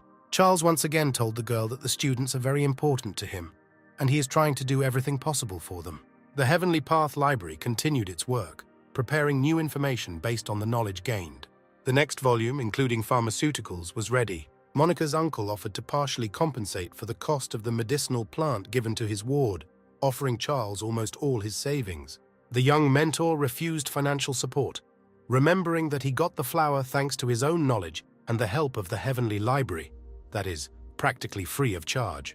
The teacher thanked the girl's relative and promised to continue to take care of her in the future. It was time to return home and await the call for an interview. Charles was uneasy in his soul because of the large amount of money offered to him for the service. After a short rest, the teacher planned to leave the city. It was necessary to continue classes with his students. There was little time left before the professional test. Monica's uncle was surprised by the young teacher's behavior. He was grateful to him for the girl and was ready to help. The beauty told her guardian that Charles was constantly subject to doubts and attacks from former classmates and colleagues and had recently successfully passed the test tower. Having a high status, Monica's relative promised support to her mentor. At home, the night passed quickly. Charles hardly slept, understanding the knowledge he had acquired. Fresh thoughts and ideas were spinning in the teacher's head. The result of his studies was not long in coming. New strong bursts of energy filled the young man's body like a stream. In the morning, Charles's longtime pupil, who had been frightened by his teacher's methods in the past and had gone to the eminent mentor Mason, realizing he was wrong after the Tower of Tests, came to the teacher with two friends with a request to enroll in the class. The young teacher understood why his successful colleague was offended and challenged the school to a competition to evaluate professional skills, offended by his reputation. New students were allowed to attend classes. Charles began the lesson with new knowledge and techniques acquired and developed recently. The newly arrived young fighters were surprised. They had never been given information at this level. It was a modern, simple but effective idea of fighting techniques and energy flows. The time spent studying flew by quickly. In the morning, Charles received the news and again gathered at the Guild of Pharmacists. Gloria, who met the young man, was glad to see him. She began to like him for his simplicity, strength, confidence, and she was very worried about him. The girl took the main character to the testing room, wishing him good luck. In a large room, there was a huge stove, looking like a fancy jug. William greeted the young pharmacist. The chief specialist said that all the leading alchemists of the state had arrived, and the interview would be conducted on the pills in which they were leading experts. A crowd of senior scientists entered the hall. The chief pharmacist introduced the young man and announced the conditions of the interview. It was necessary to answer the questions of all the healers. Charles was outraged. He suggested that the specialists themselves would not be able to pass their tests, since it was difficult to please everyone. The famous alchemists were unhappy with the young man's performance and were preparing for an easy victory. The time of testing had come. Everyone was confident in themselves and their knowledge. Scientists were surprised at the young man's self-confidence. All the celebrities present were very excited and ready for an unequal battle of wits. The situation became tense with every phrase of the young man. Charles, on the contrary, calmed down and conducted the conversation with humor and complete confidence. The chief examiner proposed to stop the debate and begin the test itself. The first to emerge was a well-known manufacturer of rare medicinal pills for many diseases, including hundreds of plants. The alchemist suggested looking at the technique of making one of the types of the drug, determining its composition and properties. The process took a few minutes. The specialist worked masterfully and quickly. Charles was amazed at the speed and did not have time to notice anything. He began to panic, afraid of his lightning-fast failure. The pills came out of the fiery furnace. The examiner waited for an answer. The scientists present were delighted with the work of their colleague.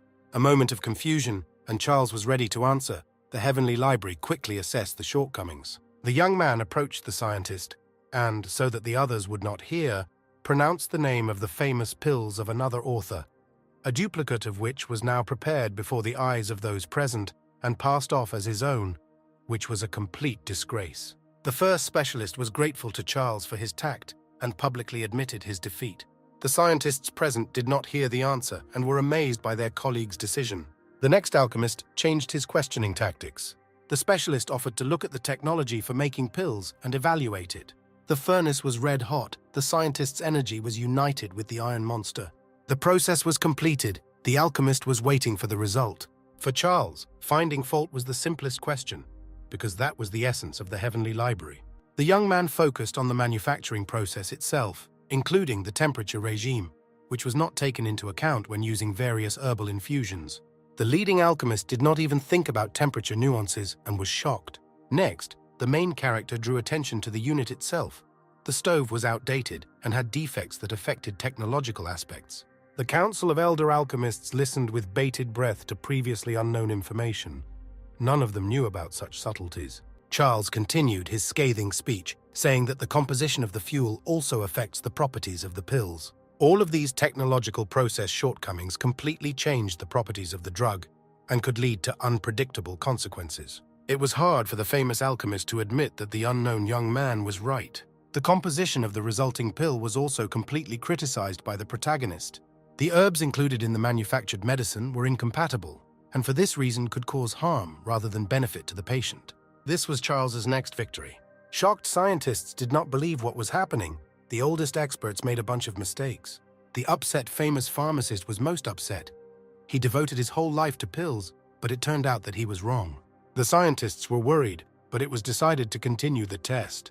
Two pharmacists offered to evaluate the quality of the pills they prepared, worried about their poor effectiveness. Everyone tried to solve their personal problem, forgetting about the exam. Analysis of the composition of the medications was disappointing. Instead of peace of mind, they provoked aggression and attacks of loss of self-control. The volume of the Heavenly Library revealed the shortcomings of each potion. Scientists were amazed by the discoveries and depressed. The Council of Famous Pharmacists was shocked by the young man's knowledge and objective assessment of their work. One of the most ancient alchemists tried to restore his damaged reputation. Charles confidently answered the questions asked. The main character pointed out the examiner's mistake, the influence of personal attitudes and family problems on his work, which negatively affects the properties of the drugs. The honorary badge of the pharmacist alchemist of the first star was a well-deserved reward. The scientists admitted their defeat. Charles was not interested in a high rank. He immediately asked to use the elite professional library, which required the status of a pharmacist. William took his new friend and colleague to the book depository. The number of volumes impressed even the main character. The young man gathered his strength and began to master new literature. The ancient manuscripts contained many answers to questions of interest. Charles rushed between the shelves, grabbing more and more books, trying to understand the problems of his students. The young mentor found ways to correct Monica's energy and activate John's ancestral blood, for which it was worth going through all the exams. The Heavenly Path Library quickly absorbed all the information it received, preparing its own unique book. Now Charles knew exactly what his charges needed and went to William. The young man asked the chief pharmacist to purchase 3 pills and 2 types of herbs. The specialist's answer shocked the teacher. Delivery times were up to 10 days, and the price was exorbitant even for eminent high-ranking persons. A decision had to be made. There was no time to think. Charles agreed to William's condition and began to work on making quick money. The idea came quickly. It was necessary to execute it. So the young mentor Charles became the great grandmaster Ian, performing miracles of foresight and healing, who came to the neighboring town for several days. Having studied the situation in advance, the young man found a smart guy, Kevin, who was renting out a decent house to a bankrupt gentleman. Having appreciated the dexterity of the young realtor, the main character went to look at the premises. The buildings were impressive, spacious, and looked quite expensive. Charles introduced himself as a famous gentleman and ordered to urgently find servants. The house was completely ready to move in. The yard was huge. The initial price was too high, but the young teacher was satisfied with the location of the building. Having revealed Kevin's secrets, we managed to reduce the price by 3 times, to the amount originally set by the former owner. The guy was shocked by the information known to the stranger, so he decided to obey the master in everything.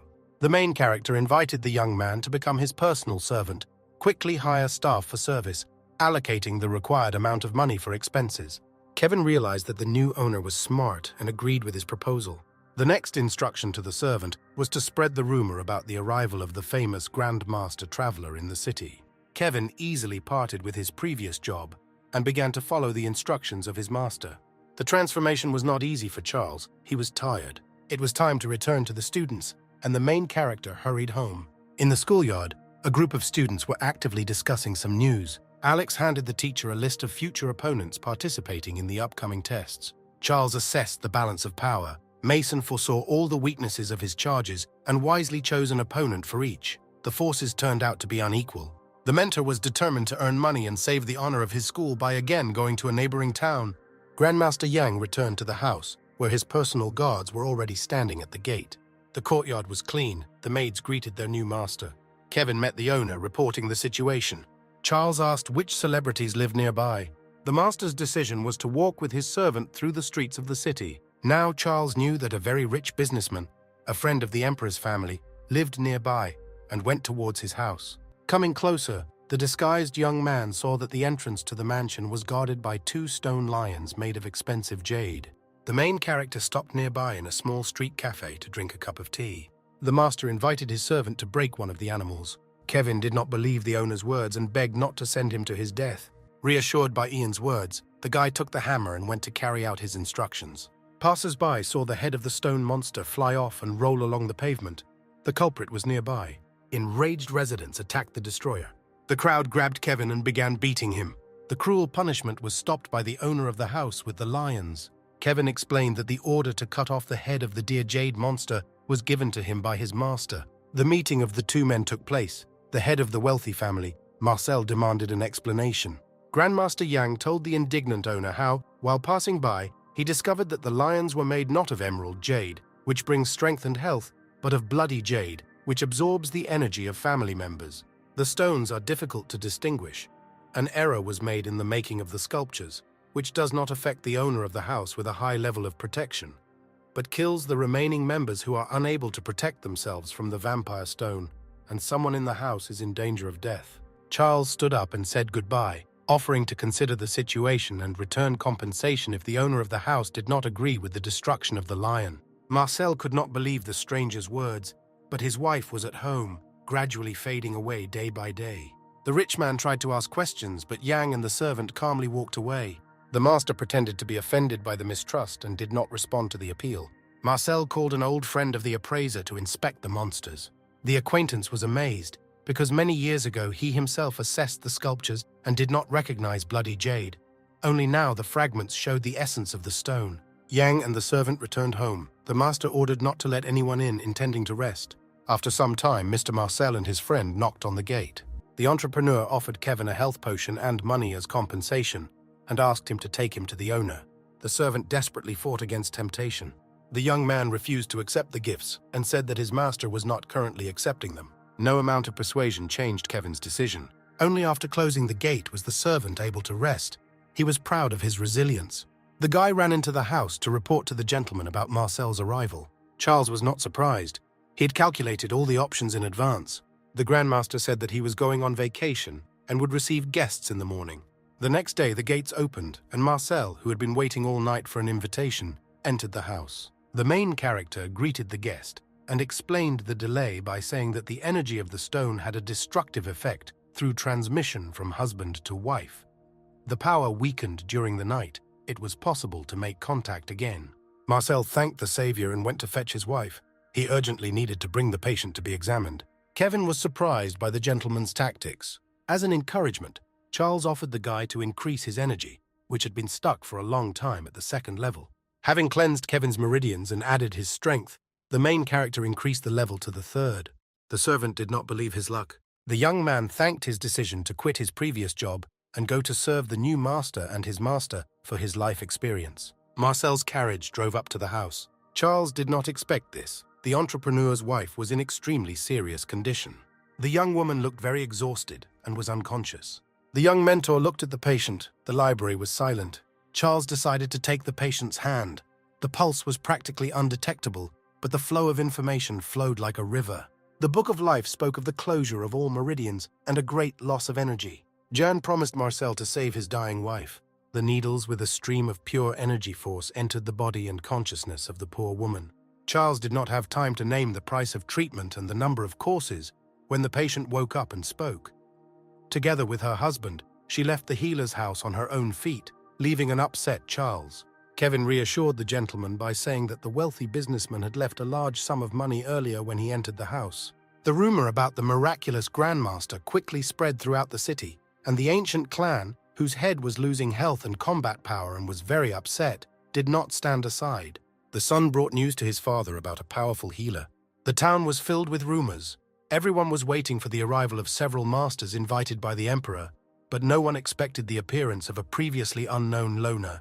The head of the clan, together with the heir, decided to check the information and personally visit the stranger. Kevin led the guests into the reception hall. The gazes of the two strong personalities intersected and studied each other carefully.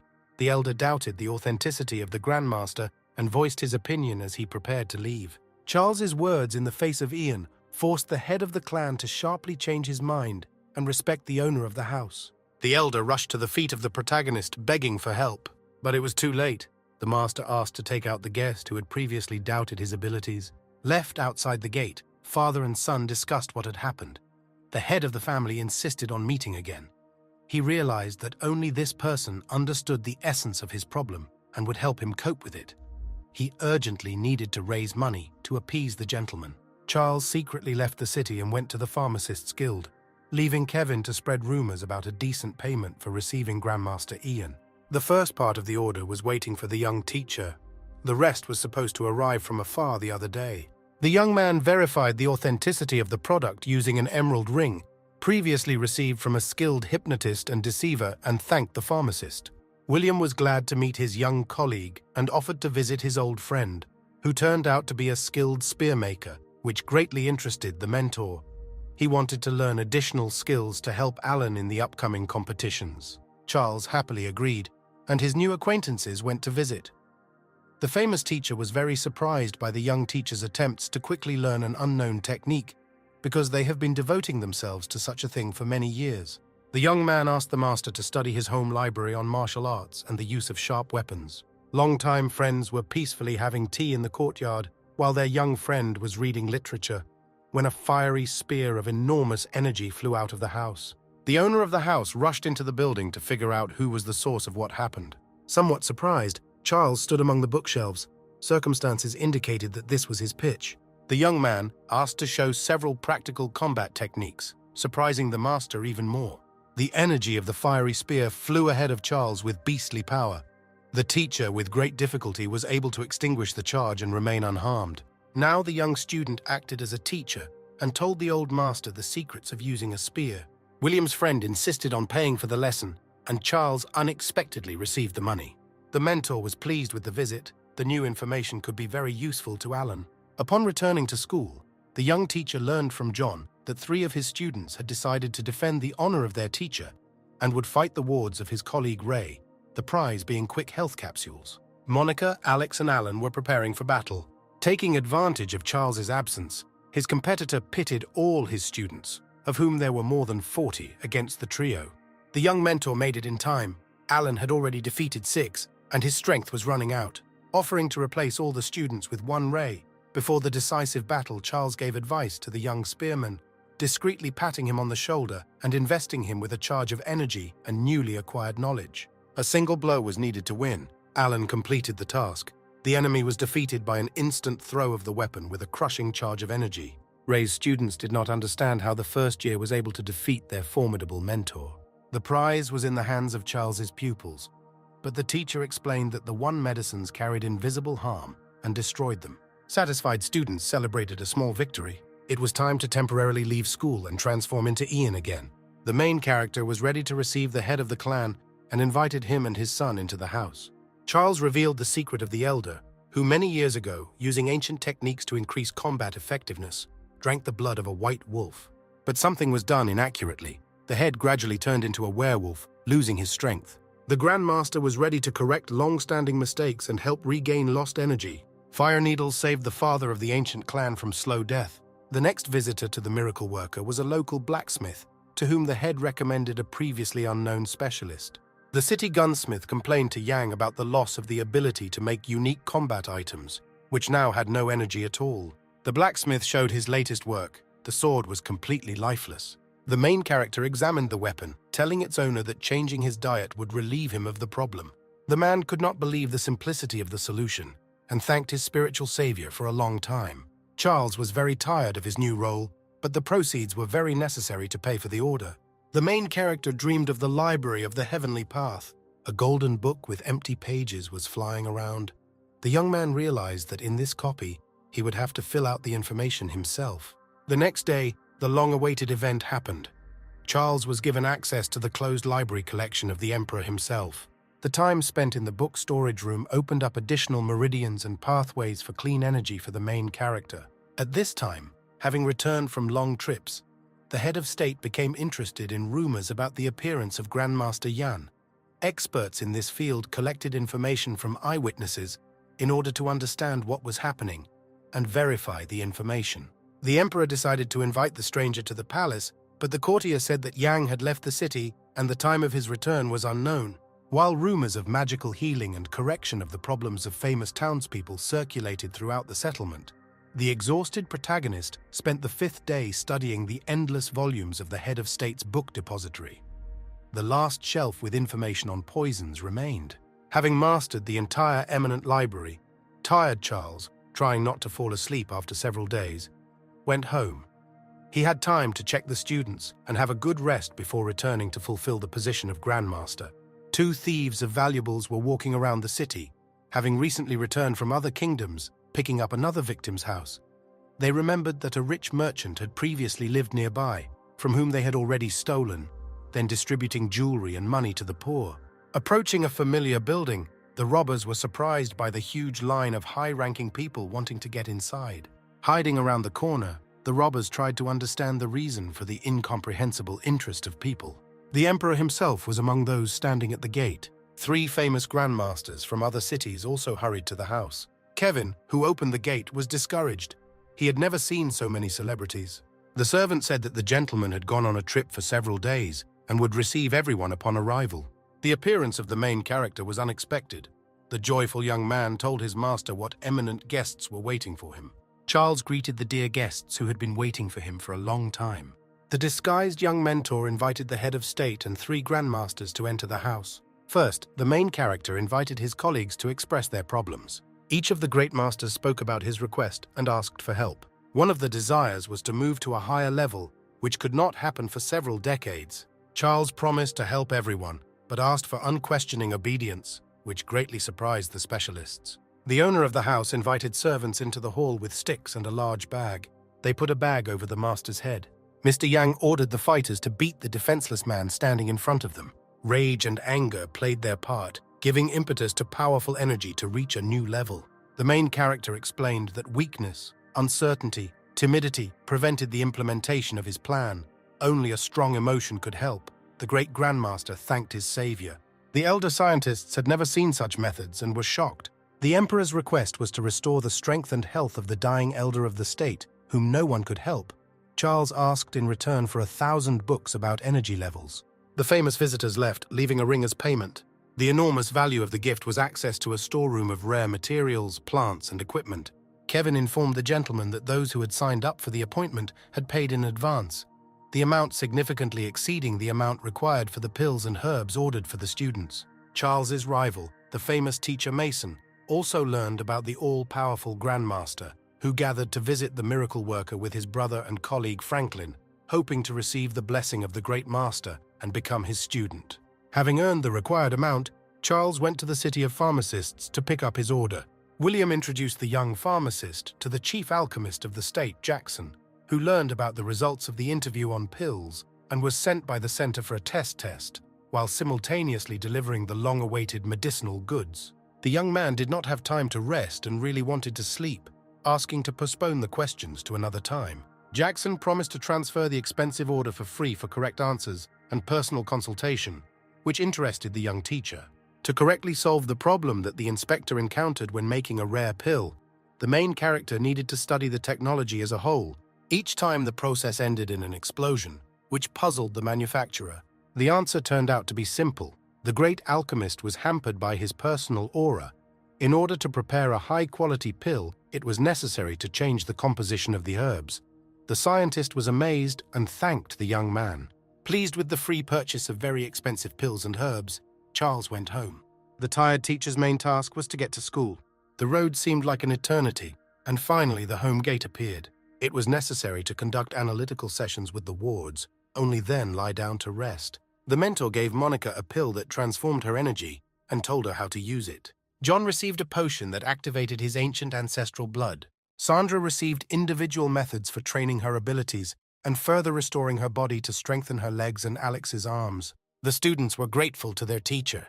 The spearmen did not stand aside either. Alan received a decoction of special herbs to activate internal energy.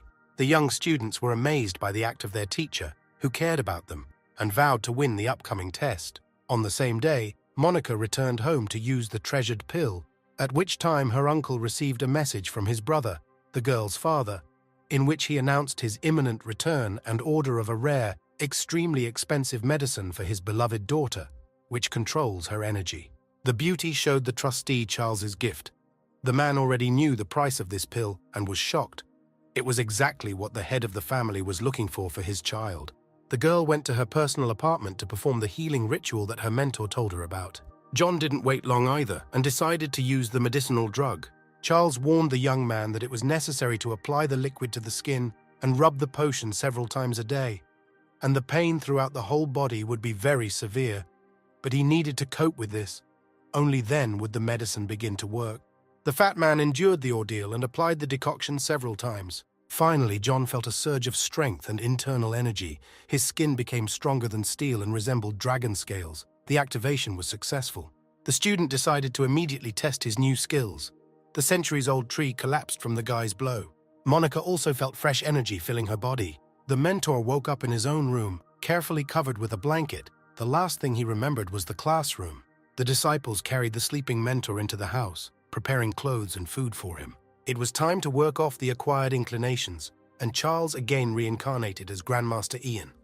The queue at the healer's gate was huge. Famous teachers arrived at the miracle worker's house, trying to take advantage of their status and get to the master for free. But the servant was unshakable, not letting anyone in without paying. The main character warned Kevin that he plans to leave the city in the near future and will only accept those who have already signed up and deposited money. Unexpectedly, the emperor appeared in the reception hall. It was urgent to attend to the elder's health. The men secretly left Yang's residence and went to the palace. The use of the flying step technique allowed us to quickly arrive on site. The head invited the great master to enter. The dying old man was in the main mansion. He was very weak and practically could not speak. 3 grandmasters were nearby. They used all their knowledge, but there was no result. The elder of the state was dying. To prepare a decision, the main character needed to deprive the old man of consciousness, then restore his strength to be able to determine the force of the blow. This could only be done with the help of poison. But throughout the state, these specialists were outside the law, and no one knew them. The Heavenly Library was nearby again and immediately collected the necessary information. Charles instantly mastered the new knowledge and was ready to act. The master was decisive. He knew that everything would work out right. The alchemist began to mix the necessary ingredients. The emperor was frightened by the use of poisonous substances. The elder could not resist, although his gaze spoke of displeasure, but the poison was poured into his mouth. A few seconds later, the old man, who was lying motionless, sat up and began to loudly indignant. The duration of action of the drug was short, and Yang invited the venerable gentleman to restore his vitality, demanding unquestioning obedience for this. The amazed emperor followed the instructions of the protagonist. After some time, magnificent young dancers appeared in the mansions, music began to play, and the old man was held tightly with ropes. The desire to live aroused a powerful flow of energy. Strength returned to the previously flabby, lifeless body. A slender, healthy man stood in front of the surprised emperor and grandmasters. The elder thanked the main character for returning from the other world. Yang had to leave, but the butler informed the head of state about the arrival of his old acquaintances, young teachers from a neighboring city, and the young man asked to stay to find out the reason for their visit to a high-ranking official. Mason and his brother greeted the emperor. The teacher was asked to borrow a large sum of money to pay for the reception of the grandmaster, who had arrived in the city for several days. The main character, who was sitting on the side, entered into the conversation, saying that he had heard information about the celebrity's imminent departure and the absence of a recording. The young people insisted on receiving the finances, thanked them, promising to repay the debt, and left the palace, heading towards the already familiar queue. The impudent stranger pursued them. The brothers turned to the famous gentleman's servant, but he refused to take the money, since registration for the reception was completed. The strange stranger walked past the indignant teachers and entered the gate. Kevin said that this was his owner. The surprise of the young people knew no bounds.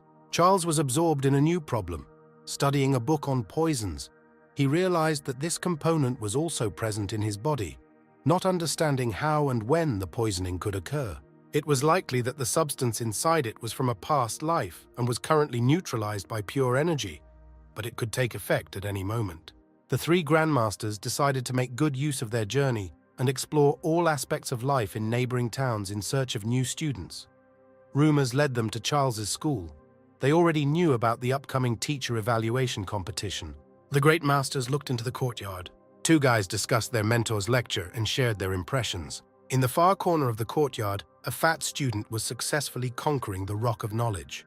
Climbing onto the fence, the elders saw the beauty training. She was grandiose and dexterous. The movements were precise and hit exactly the target. The scientists also saw a spearman whose pose alone spoke of his great abilities and concentration. The young man confidently held his weapon and was one with it. The great grandmasters were amazed by what they saw. Harmony, strength, and positive energy reigned in the schoolyard. Every student was busy and focused. The main character was not destined to go home. On the way, he was met by longtime friends Dorothy and Lucas, who were looking for him to convey an invitation to the anniversary of the oldest master of tea ceremonies, Mr. William. Charles had no choice but to agree and go to a meeting with a noble, respected gentleman, in whose courtyard many distinguished guests had already gathered. The grandson of the hero of the day, Stephen, was surprised by the appearance of a stranger in the house, about whom he had heard only bad information, whose rating and level spoke of the low status of the young teacher. The emperor's famous teacher, who turned out to be Mason's father, entered the guest hall. The grandmaster greeted Charles. He was glad to see him again. The teacher's brothers approached Stephen. They were related and were among those invited to the anniversary. Mason's dissatisfaction knew no bounds when he saw his competitor. The verbal skirmishes of the young mentors were prevented by the appearance of eminent grandmasters. The elders happily greeted the protagonist, who was officially unfamiliar with them, surprised by the warm words. Charles's colleague greeted the grandmasters. At this celebration, he should accept the status of a student of one of them. The head of the house invited near and dear guests to his ceremony. The chief mentor of the head of state joined the friends. Grandmaster William loved asking questions and decided to give the youth an exam. Mason and Charles took part in the erudition competition. The main character was at a tea ceremony for the first time. This topic was unfamiliar to him. For general equality, the head suggested choosing painting questions so as not to embarrass the new guest. William brought a painting that one of the best students gave him. It was necessary to determine the style, graphic features, and the artist's intention. Charles was surprised to recognize his work, which he first drew at the insistence of the emperor's teacher and his longtime friend, a doctor, to test young people in the person of Dorothy and Lucas. The heavenly library gave him a theory, but then the young man held brushes for the first time. The painting was so magnificent that 3 more copies had to be painted, which were immediately purchased by those present. Mason was the first to take the floor and lay out all the issues of painting and graphics, starting with the manner and ending with the timing of writing a masterpiece. The great master was pleased with his young relative. The main character realized for whom his friend Dorothy purchased the painting. Charles did not lie and immediately revealed the secrets of his own work. They refused to believe the young man. It was a real masterpiece of a master of the highest level. To prove that he was right, the young man raised his hand to the drawing. The animals and people on the canvas came to life. This was the peak of the spiritual connection between the author and the work. Mason could not believe that the creation took a few minutes and not days, as he had previously assumed. As a prize, the owner of the house offered the main character a divine drink, which he prepared exclusively from a high mountain variety. Charles criticized the service itself, because of which the magical properties were lost, and the technique of making tea. For the first time in his long life, the hero of the day was in shock. All the remarks made by the young man turned out to be correct. No one had previously known such subtleties. As a sign of recognition, William presented the young guest with a gift in the form of rare varieties of the most elite drink. Mason was completely defeated. He could not cope with the issues of painting and did not know the subtleties of the tea ceremony at all. The news of the imminent evaluation of teachers had already spread throughout all nearby cities. Students and teachers were speculating about possible contenders for victory. Returning to his home school, Charles found his charges engaged in a strange activity. Alex and John were carrying containers of ink, telling the mentor that in recent days, strangers have often been spying on teenagers training, including girls. It didn't take long for the paint bomb to arrive. 3 doused men stood outside the school gates. These were grandmasters studying the methods of their new acquaintance. Charles invited the scientists to the school and told them about the students. Each of the masters was ready to take the young teacher as his student, but for reasons unknown to them, the young man refused the valuable offer. The main character was interested in the world of poisons, but it was almost impossible to find real specialists in this field. This science was forbidden for many years, and their place of residence was unknown. The grandmasters invited the young teacher to visit a special library, entry to which was allowed only to real masters. The scientists themselves decided to ask the great Grandmaster Yang to take them on as students, hoping for a breakthrough in new knowledge and ideas. Charles was completing his journey of transformation into a miracle worker. Before disappearing, it was necessary to complete all his affairs. The arrival of the 3 celebrities to the disguised young man, as reported by Kevin, was very timely. The conversation between high-level specialists was short. The main character said that he was going on a long journey, but he still had his main student, Charles, who would be the eldest for his colleagues, whom Grandmaster Yang also took as his wards. The elders were grateful and promised help to their new brother. Ian received all the registered visitors and could easily disappear. Kevin informed the master that the 1,000 books promised by the emperor were waiting for him in the courtyard. The time has come for the appearance of a new heavenly book, which has collected the latest information on the highest levels. The transition to a higher level has taken place. The day came to evaluate the knowledge and experience of teachers, which was awaited not only by the students of Charles and Mason, but by almost all the inhabitants of neighboring cities. Nobody expected such a popularity of the competition. Members of the students' families, including Sandra's father, and the pharmacists along with William gathered in the stands. Even great masters attended this exciting event. The 3 famous grandmasters hurried to take the best seats. Charles's school entered the arena with a confident step. The young mentor was amazed at the number of guests. Everyone came to cheer for a previously unknown teacher about whom at least half of the country had heard over the past month. Mary and her friend were also here. On the opposite side of the site, the team of the young but already stellar and respected teacher Mason appeared. The spectators evaluated the participants in the battle. The advantages were in favor of the high school. The elders discussed the degree of readiness of the students and their difference in levels of physical and spiritual development. Charles's students were at the 2nd level. The enemy was 1 higher. John was the first to ask to enter the competition field. He had been waiting for this event for a long time and was preparing for it. A 3rd-year student left Mason's school. The opponents exchanged greetings. John was not going to give up, although he knew that everyone considered him the weakest link of the team. The first to attack was a student from an elite institution. From the powerful push, the fat man only swayed slightly. John assessed the blow as a mosquito bite. He didn't even defend himself. The competitor was shocked. He invested significant energy, expecting the enemy to be defeated, but there was no effect. The young man used all the fighting techniques he had learned, but the enemy stood firmly on his feet and only slightly dodged direct blows. Charles's student easily blocked the hands of his tired opponent. The partner could not move. It was as if he was in iron shackles. John killed his competitor with 1 blow without giving him a chance. The fat man was irritated by the arrogance of his opponent, who believed in his success and the incompetence of his opponent. The young man proved to himself and everyone that it was not in vain that he studied in Charles's class. This was the Mason School's first defeat in testing. There were still 4 fights ahead. The indignant rivals did not want to admit defeat. The judge overruled the controversy and declared John the winner. It was the turn of the spearman. Alan was confident of victory. Mason's friends, his brother and Thomas, the owner of the restaurant and Charles's secret enemy, stood on the high podium and celebrated success in advance, knowing the preparation of the student of the famous mentor. 2 best friends since childhood, who became rivals for a time, met in the arena. Mason's ward admitted defeat ahead of schedule and left the battlefield. The star teacher was annoyed, but the young man explained that he constantly trains with his partner and knows his abilities. Sandra insisted on participating in the fight as the next number. The beauty faced a strong opponent who knows no pity. The young man attacked quickly, instantly killing the timid girl with his blow and celebrating his success. The joy of victory was short-lived. The faces of the mentor and friends became blurry. Their screams were indistinct. It was not clear what was happening.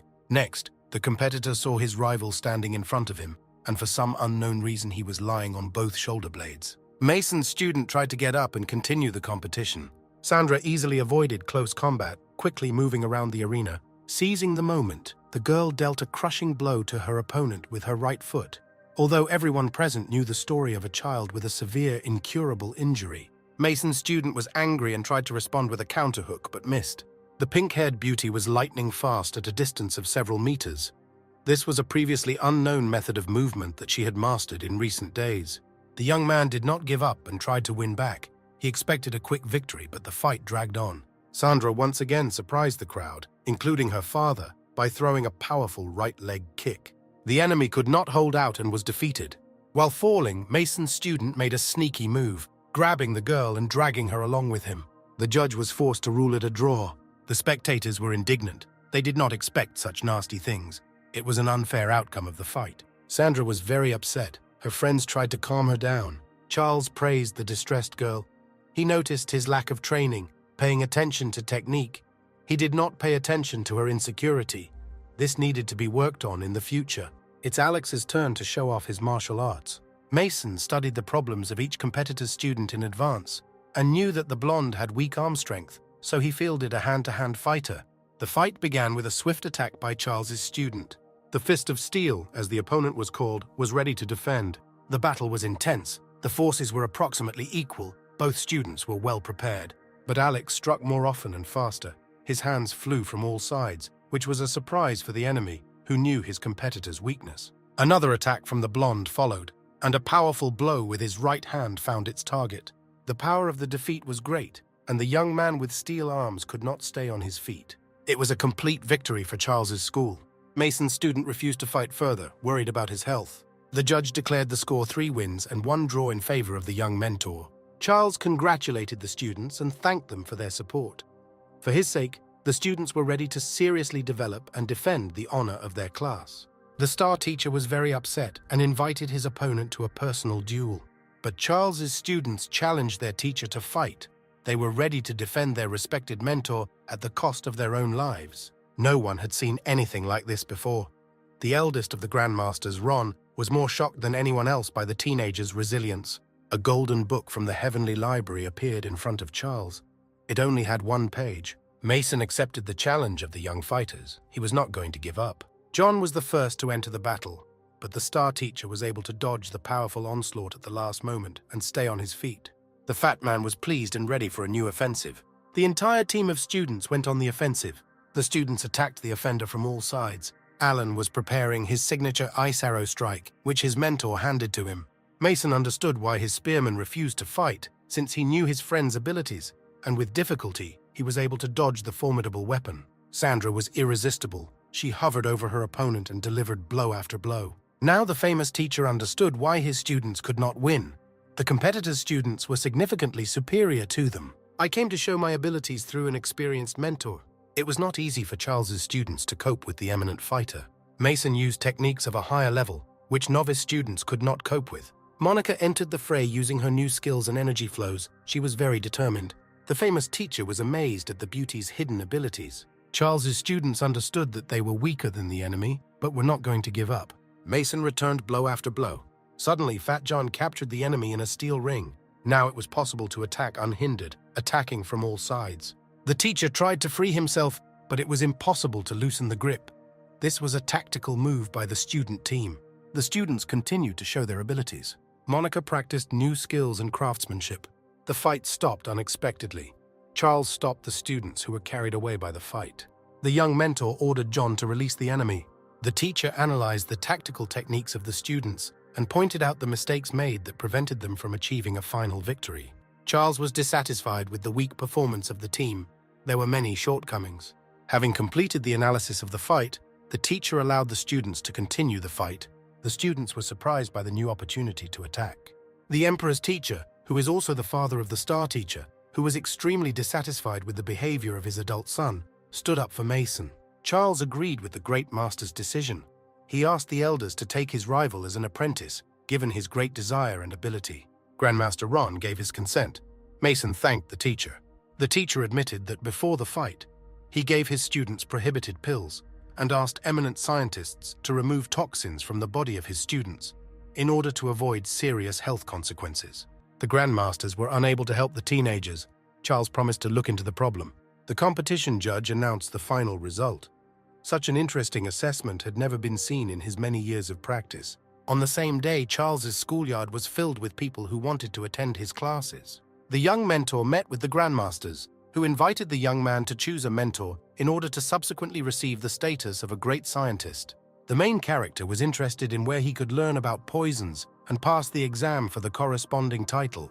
Ron handed Charles a spiritual level tester token, without which knowledge testing is impossible. The wisest one told where the tests were taking place. For this, it was necessary to go to a city on the border of a neighboring kingdom. The mini-examiner screen turned out to be blank, which greatly surprised the young man. A golden book appeared before Charles's eyes. He had to start studying it. But the beautiful volume was practically empty, just one page, which appeared after the students won the knowledge assessment. The main character decided to go on a journey. The students were very happy and asked the mentor to take them with him. They really wanted to visit other places. It was time to complete the transformation. Mr. Yang said goodbye to the servant, paying Kevin for his work and advising him to engage in further training. Charles was returning home late in the evening. He could not accept everyone at school, so he promised to give a collective lecture to a large audience. Materials had to be prepared. The topic of the lesson was interesting and included information on the basics of exercises and combat techniques, without which the growth and development of skills was impossible. After the lecture, which was attended by everyone, the Grandmasters met the young teacher and thanked him for the simplicity of the report and the availability of interesting material. The main character said that he was going to the City of Scientists and asked Ron to accompany his students there. Having completed all his affairs, the main character set off on a long journey. It was difficult to get to the place where specialists lived. It was carefully hidden, but Mary volunteered to accompany her old acquaintance and introduce him to someone who knew the way to the Cave of Poisons. The road was long, so the young people decided to use special flying animals and headed to the city of Tamers.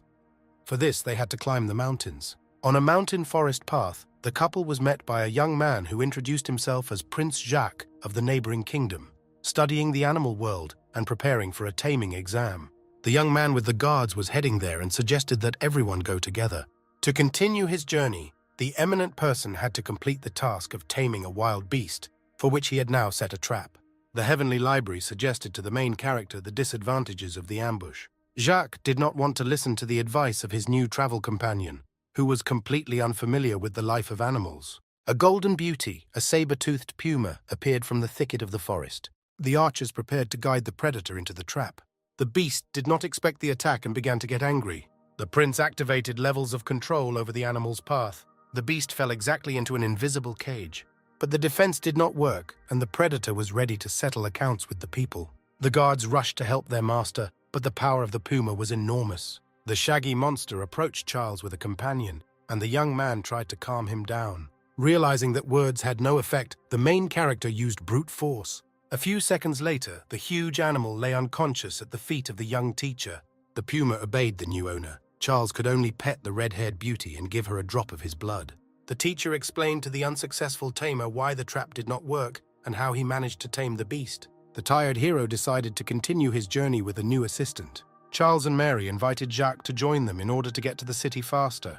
The road was not close. The puma was tired from the heavy load. It was necessary to arrange rest stops. While the animal was gaining strength, the fellow travelers started talking. The prince was upset. He was unable to tame anyone, which means the exam was failed. The main character suggested finding a replacement, and Jacques remembered about the small, nimble bird that had been chasing them for several days and always did nasty things right at him. No one managed to catch it. The feathered one did not have to wait long. There was no time to think, and Charles grabbed the agile bird. The bird turned out to be an ancient species of an almost extinct genus. Jacques was surprised by the abilities of his new acquaintance. The small feathered individual categorically refused to obey anyone, which angered Charles, and he offered the bird two options. It had to choose to obey the prince or become dinner for the puma. The agreement took place. Jacques acquired a tamed living creature, and everyone set off. The city of Tamers was located high in the mountains and consisted of several levels. People lived in ordinary houses, and animals and birds were given special places. Flying animals were specially registered and had a price. Exams were held in the animal hall.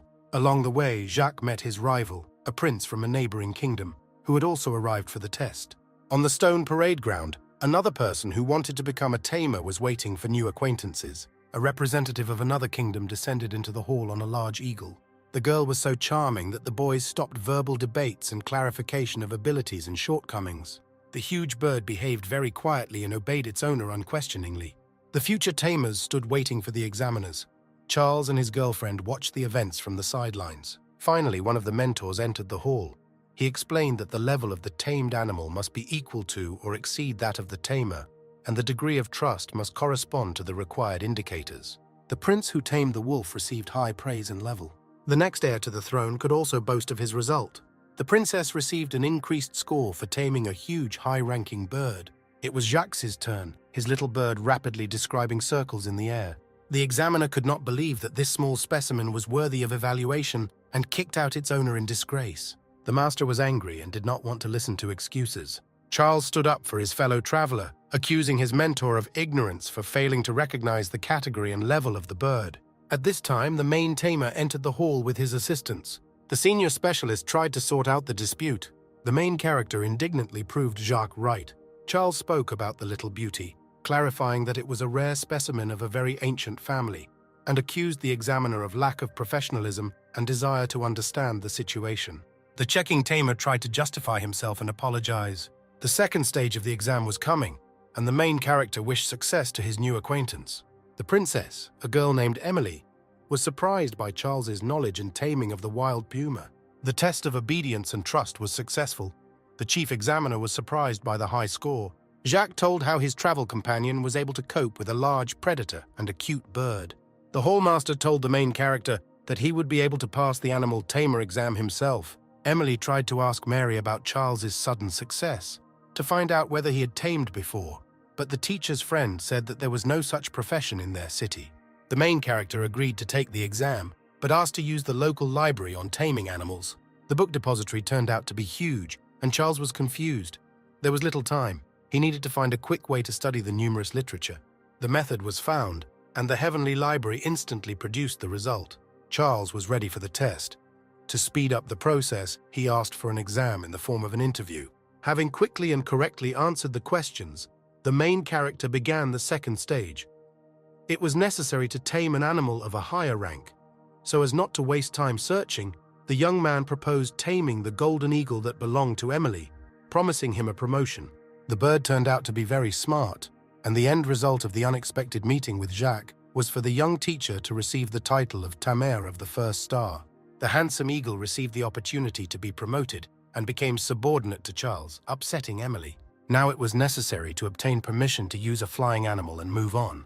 The only free animal was a tiger-headed predator with huge wings, but its health condition was alarming. Veterinarians could not make a diagnosis, and the animal was on the verge of death. The shaggy monster did not let anyone near him. Charles took over the duties of a doctor and made a conclusion that it was urgent to make a pill from special herbs.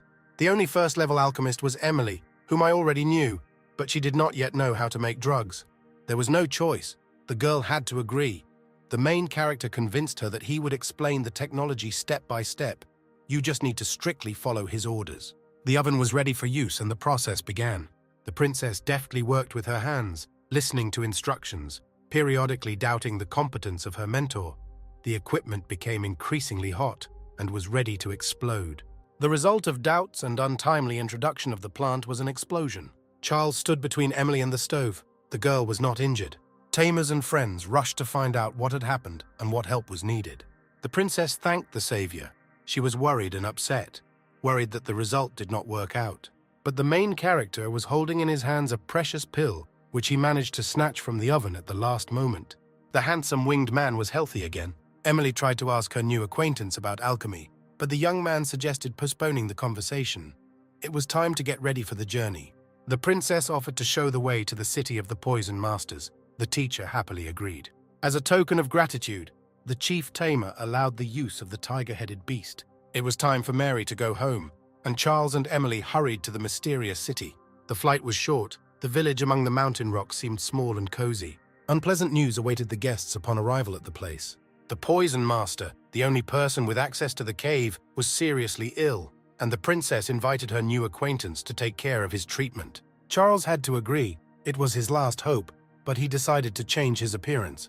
Emily was surprised by the young man's transformation. The young people entered Master Sullivan's yard. The girl convinced the manager that she had brought a doctor to examine the patient, and they were allowed into the house. The patient's appearance was terrible. The old man practically did not speak and moved with outside help in a wheelchair. The main character quickly determined the cause of the poison master's serious condition. Toxicology specialists adopted an agreement in case of failure to comply with the terms of which, or the death of the senior, the subordinate slowly dies from a deadly worm that destroys a person from the inside. Sullivan confirmed the young man's words. His mentor unexpectedly died, which activated a terrible mechanism. Charles began treatment, trying to expel the tormentor with streams of his energy. Only after numerous acupunctures of the whole body was it possible to cope with the difficult task. The worm was very aggressive and did not want to leave the victim's body. The life of the poison master was saved. He began to thank the unknown healer, but the elder was still very weak and asked the young man to help him recover. As a token of gratitude, the manager offered the main character a visit to the library with books about poisons. The courses of maintenance therapy were successful, and the patient recovered completely. The grateful Sullivan told Charles about the cave of poisons, the keeper of which suddenly died, leaving no successor. Now 3 contenders are fighting for the high post and are not accepting anyone. The main character asked the master to take him to the Hall of Poisons. The study of literature passed quickly. The young teacher was ready to hit the road. The only way to get there was to introduce himself as an envoy from the central headquarters to appoint a new keeper of the cave. The road was among mountain peaks. Along the route there were numerous huge worms and various insects. Sullivan told the secret of a secret place. It was the homeland of the magical red lotus. Finally, an entrance appeared, the very appearance of which, with a huge evil spider, said that the heroes were on the right path. The guests were greeted by 2 guards. They were surprised that the master had brought a stranger. Charles had to forcefully convince the security to call the hall representatives. The senior master toxicologist came out to the sounds of the struggle and was informed that an envoy from the center had arrived. The black-eyed man did not believe the young man and demanded proof. 3 deputy custodians followed, each of whom dreamed of taking the vacant position of the chief specialist. Charles took the initiative into his own hands and, as a representative of the headquarters, sent healers to prepare for tests, the results of which would lead to an appointment to the position. The main character took 2 hours to prepare, asking to be escorted to the library to wait. The black-eyed caretaker showed the young man the way to the treasured book depository. Charles did not expect to gain access to the volume so easily. While the young man was studying literature, Master Sullivan was interrogated. The elder said that the representative appeared unexpectedly, cured him of the deadly worm and ordered him to be taken to the cave of poisons. Suddenly, a guard ran into the hall and announced the arrival of another envoy from the center. Sullivan was extremely frightened. He understood that the hour of reckoning had come and he could not escape. A senior staff member provided his badge as proof of his status. Warren's task was to appoint a new chief guardian and collect lotus seeds, which ripened once a year. An unsuspecting Charles appeared from the library door, ready to take the exam. Warren unexpectedly attacked the imposter. The main character was not at a loss. He said that he was sent to monitor the appointment and outlined all the information about the envoy. The headquarters representative was surprised by the awareness. He completely obeyed the senior in status. Charles told the envoy about his health problems and gave advice on healing as well as leveling up. Warren discovered secret information about the cave. The whole city stood on a volcano, and in the Hall of Poisons, using the energy of lava, once a year, a red lotus blossomed and gave seeds. The main character had already found the name of his own poison and asked a specialist about its properties. The condition turned out to be incurable. Death occurred before the age of 30. The information received extremely upset the young man. It turned out that he received the poison in the womb, merging with his blood and soul, which is why treatment is impossible. Charles tried to find a way out and continued questioning. Warren said that there is a legend according to which only one great man in history was able to cope with poison and live 10,000 years. His name was Sky Joe. The caretaker led the messengers to a secret room in the middle of the cave. Streams of fire splashed in the center of the huge cave. In the very center grew that same magical red lotus. Its crimson flower bloomed once a year and immediately produced seeds with extraordinary properties. This year, a problem arose with collecting fruits, since a huge dragon settled in the lava and did not allow anyone near him or the plant. As the eldest, Charles ordered his partner to tame the fiery monster under his control. Warren didn't believe in defeating the monster, but he accepted the challenge. The forces were unequal. The dragon's skin was hardened in fire and was stronger than steel. In addition, the reptile was able to spew balls of flame. Charles studied the actions of the monster and understood how to act. He ordered his colleague to put away his weapon and hug the formidable enemy. A couple of minutes later, the powerful beast was sleeping peacefully at the feet of the surprised headquarters envoy. It turned out that the monster was very lonely, and the use of weapons forced him to defend himself, and affection led to trust in the guests. Warren went to follow the center's instructions to collect seeds. As a token of gratitude for the assistance provided, the envoy gave his partner part of the collection. Warren also gave Charles an amulet that could help those in need. It was time to continue the journey to the city of grandmasters, and Charles flew off to new adventures. While their mentor received the status of a tamer and studied the granite of knowledge in the field of poisons, his students, under the supervision of Ron and Mason, reached the neighboring kingdom, where they were supposed to meet their teacher. The young heroes came to such a huge city for the first time. They were surprised by everything in this metropolis. The senior grandmaster invited the wards to explore the new place. Mason decided to master the skill of an artist. He was impressed by the work of a competitor, and he wanted to learn how to paint as well. In the painter's shop, the teacher was shown various works. It turned out that Charles had arrived earlier and had already visited this place, leaving new masterpieces. At this time, the main character was also exploring the city, not yet knowing about the arrival of his charges. He had already visited several interesting places and was satisfied, feeling another increase in level after previous events. Charles did not know where he could test his new abilities. Seeing a crowd of tramps carefully looking at his appearance, he deliberately turned towards a quiet forest park. The robbers took the chance, hoping to replenish their wallets. A flying, shaggy beast that appeared from the sky left no one a chance. The villains were left without tempting money, and the main character without combat training. The frightened enemies themselves were forced to give their coins to an unfamiliar young man, who was guarded by a terrible predator. The main character went by air for a further walk through the thicket of the forest. His attention was attracted by a fighter trying to tame a large, ferocious bear. The young teacher became interested in the battle between man and animal, and he landed nearby to continue observing and intervene if necessary, reincarnating as Ian. The bear turned out to be stronger, and the young man had to come to the aid of the stranger, advising on taming tactics. The man thanked him for the recommendations and again began taming the shaggy predator. A small pill helped the animal enter a state of rest and relieve aggression. The bear recognized his master. The unknown gentleman, at his request, was awarded the honor of becoming the mentor's student, introducing himself as Franklin. Excited by the flow of new information, the students entered the artist's shop. The students were surprised that their teacher had already been here and managed to successfully pass the exam. Now his works were the decoration of the hall. The place for living was prepared in advance by the devoted Kevin, and the main character met with his young pupils and their accompanying persons at the entrance gate of the ordered house. The whole team entered the courtyard. It was time to rest. Charles decided not to waste time and went to a special city complex to fulfill the main purpose of visiting a distant kingdom and pass the grandmaster exam. A symposium of students and their mentors was held in the main building. Charles was surprised by the large number of people from different countries. On the stage stood an ambitious young man named Thomas, who had successfully passed the exam and received the title of grandmaster for the first time. Next, an old friend of the main character, Emily, was invited to the stage, who was also awarded the title of grandmaster of the first star. The young man was surprised because they had recently parted in the city of Tamers. Roy, who came up later, told Charles the procedure for passing the exams. The event taking place now was already the result of the tests.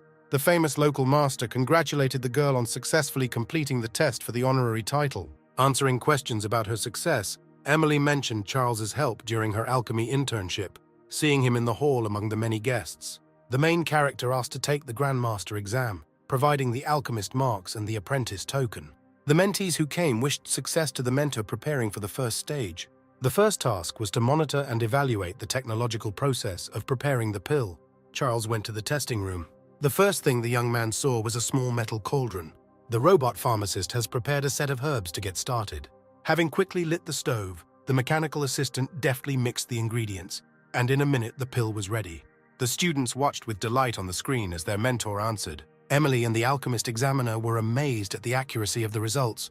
Charles did not make a single mistake. The number of points exceeded all previously received. The rumor about the excellent results of the young teacher spread very quickly. The chief alchemist of the center was completing the process of internal improvement. A servant running in screaming interrupted his master's important mission. The supreme pharmacist immediately went to the center to meet the genius. In the courtyard, specialists from the Pharmacists Guild discussed the results of testing. Already an acquaintance, Jackson suggested that his colleagues meet with the new alchemist. Charles stood at the exit from the first room, not understanding whether he had succeeded in passing the test. The pharmacists were surprised to see the main character. Jackson remembered their previous meeting. The young teacher prepared for the next test. It was necessary to control one of the absolutely identically trained robots in order to achieve his victory in the battle. In an instant, the red one won the battle. The third task was to give a lecture on fighting techniques. The result was announced by bells. These were the souls of the masters. The more often they rang, the higher the score. Previously, the maximum result was 4 times. The book from the podium was generated randomly. It was impossible to know the task in advance. Charles was given a difficult version of one of the practically unused techniques, but he coped with the task perfectly. The bells rang without interruption, leaving the examiners in complete shock. This had never happened in the history of the exam. The highest score had previously been from the ancient famous martial artist whose statue was nearby, but even then there were only 4 hits. Charles tried to continue the lecture, but he was very disturbed by extraneous loud sounds. The exam was passed. While those gathered were discussing unprecedented indicators, the main character entered the next room, not learning about the rules of the test and greatly frightening the commission. Behind the door there were 2 rooms. For the first star you had to get into the left one. In the other there was a robot fighter killer, so the test subject might not return alive. Lightning and discharges of energy flashed behind the metal door. Everyone stood in great tension, hoping for Charles' luck. Not expecting a catch, the main character entered the first room, where he was immediately attacked by a robot. Having destroyed it, the young man faced another, stronger steel opponent. The fight was not easy, but the man won.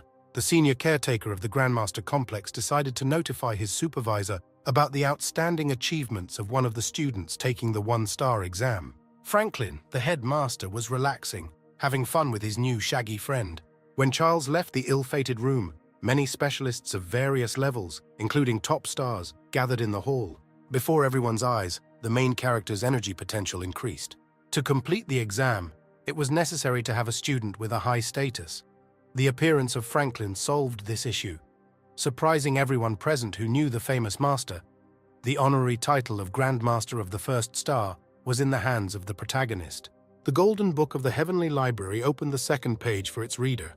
Taking advantage of his acquaintance with the great masters, Charles asked permission to take the exam for the second level. The amount of spiritual energy on the analyzer token was off the charts. 2 applicants, the main character and the young famous master Thomas, gathered to pass a new test of increased difficulty. One of the stages was teaching in an unfamiliar school for 10 days, at the end of which the student's trust percentage had to be at least 40. Charles spent the next day in the famous library of grandmasters, where he had been striving to get into for so long. But to obtain information about the Heavenly Joe, he needed 2 stars. The day of recruiting teachers arrived. Before the interview, the subjects changed their appearance and names. Now they were Charlie and Tom. Seeing the number of competitors, the young men were confused. The head of the school would not have time to accept the huge line of applicants before the evening, which means the task would fail. Having registered, future teachers began to think about how to get into the school academy. The intake consisted of only 3 teachers. The main school mentor decided to conduct a collective interview after seeing a huge number of applicants. The applicants were presented with 2 problem students, showing all their abilities. Only 2 teachers were able to offer solutions. And Charles saw the reason for what was happening in the teenagers and eliminated it. The choice of school teachers was made. At this time, the class was waiting for its new teacher. The bully, Jessica, dreamed of a distant famous teacher from another kingdom named Charles, rumors of whom had reached her. Having learned that the choice fell on an unknown teacher, the girl decided to arrange a general strike for him. The beauty gathered her classmates and announced a plan to fight the stranger. They had to act correctly and carefully. The school leader's speech was interrupted by the new teacher, who invited the girl to leave the class and not attend his classes. Friends stood up for their friend, but the mentor was firm in his decision. He did not need a rebel. Charles's students did not know about his important task and were bored.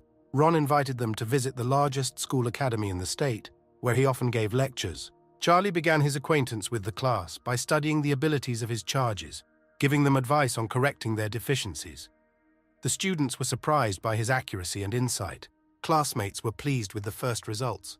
Jessica, a hooligan and leader who had ruined the lives of many teachers, was ready to accept her mistakes. The girl got a meeting with the new mentor and promised to obey him unquestioningly and always listen to him. The main character accepted the teenager into the class. Charles saw that poison was circulating in the student's body. Complete trust was needed to free Jessica from the harmful substance. The teacher's recommendations should have performed a miracle within 10 days. Walking past the schoolyard, Monica heard that a local student was praising her teacher, placing him above the famous mentor Charles from a distant city. The girls got into an argument. The princess was again ready to defend the honor of her idol. It was a fight between equal opponents. Each team's technique was at a high level, worthy of respect. The girls decided to arrange a temporary truce. Jessica was ready to appreciate the level of the unfamiliar mentor and hurried to class. The rivals agreed to continue the competition in 3 days. The days flew by. Soon the results of the teacher's work will be summed up. There is still a lot of unusual things ahead for the young mentor, who is rapidly gaining new knowledge and stellar titles. But will he be able to overcome his illness? And how will events unfold? What will happen to the Library of the Heavenly Path? We will find out further.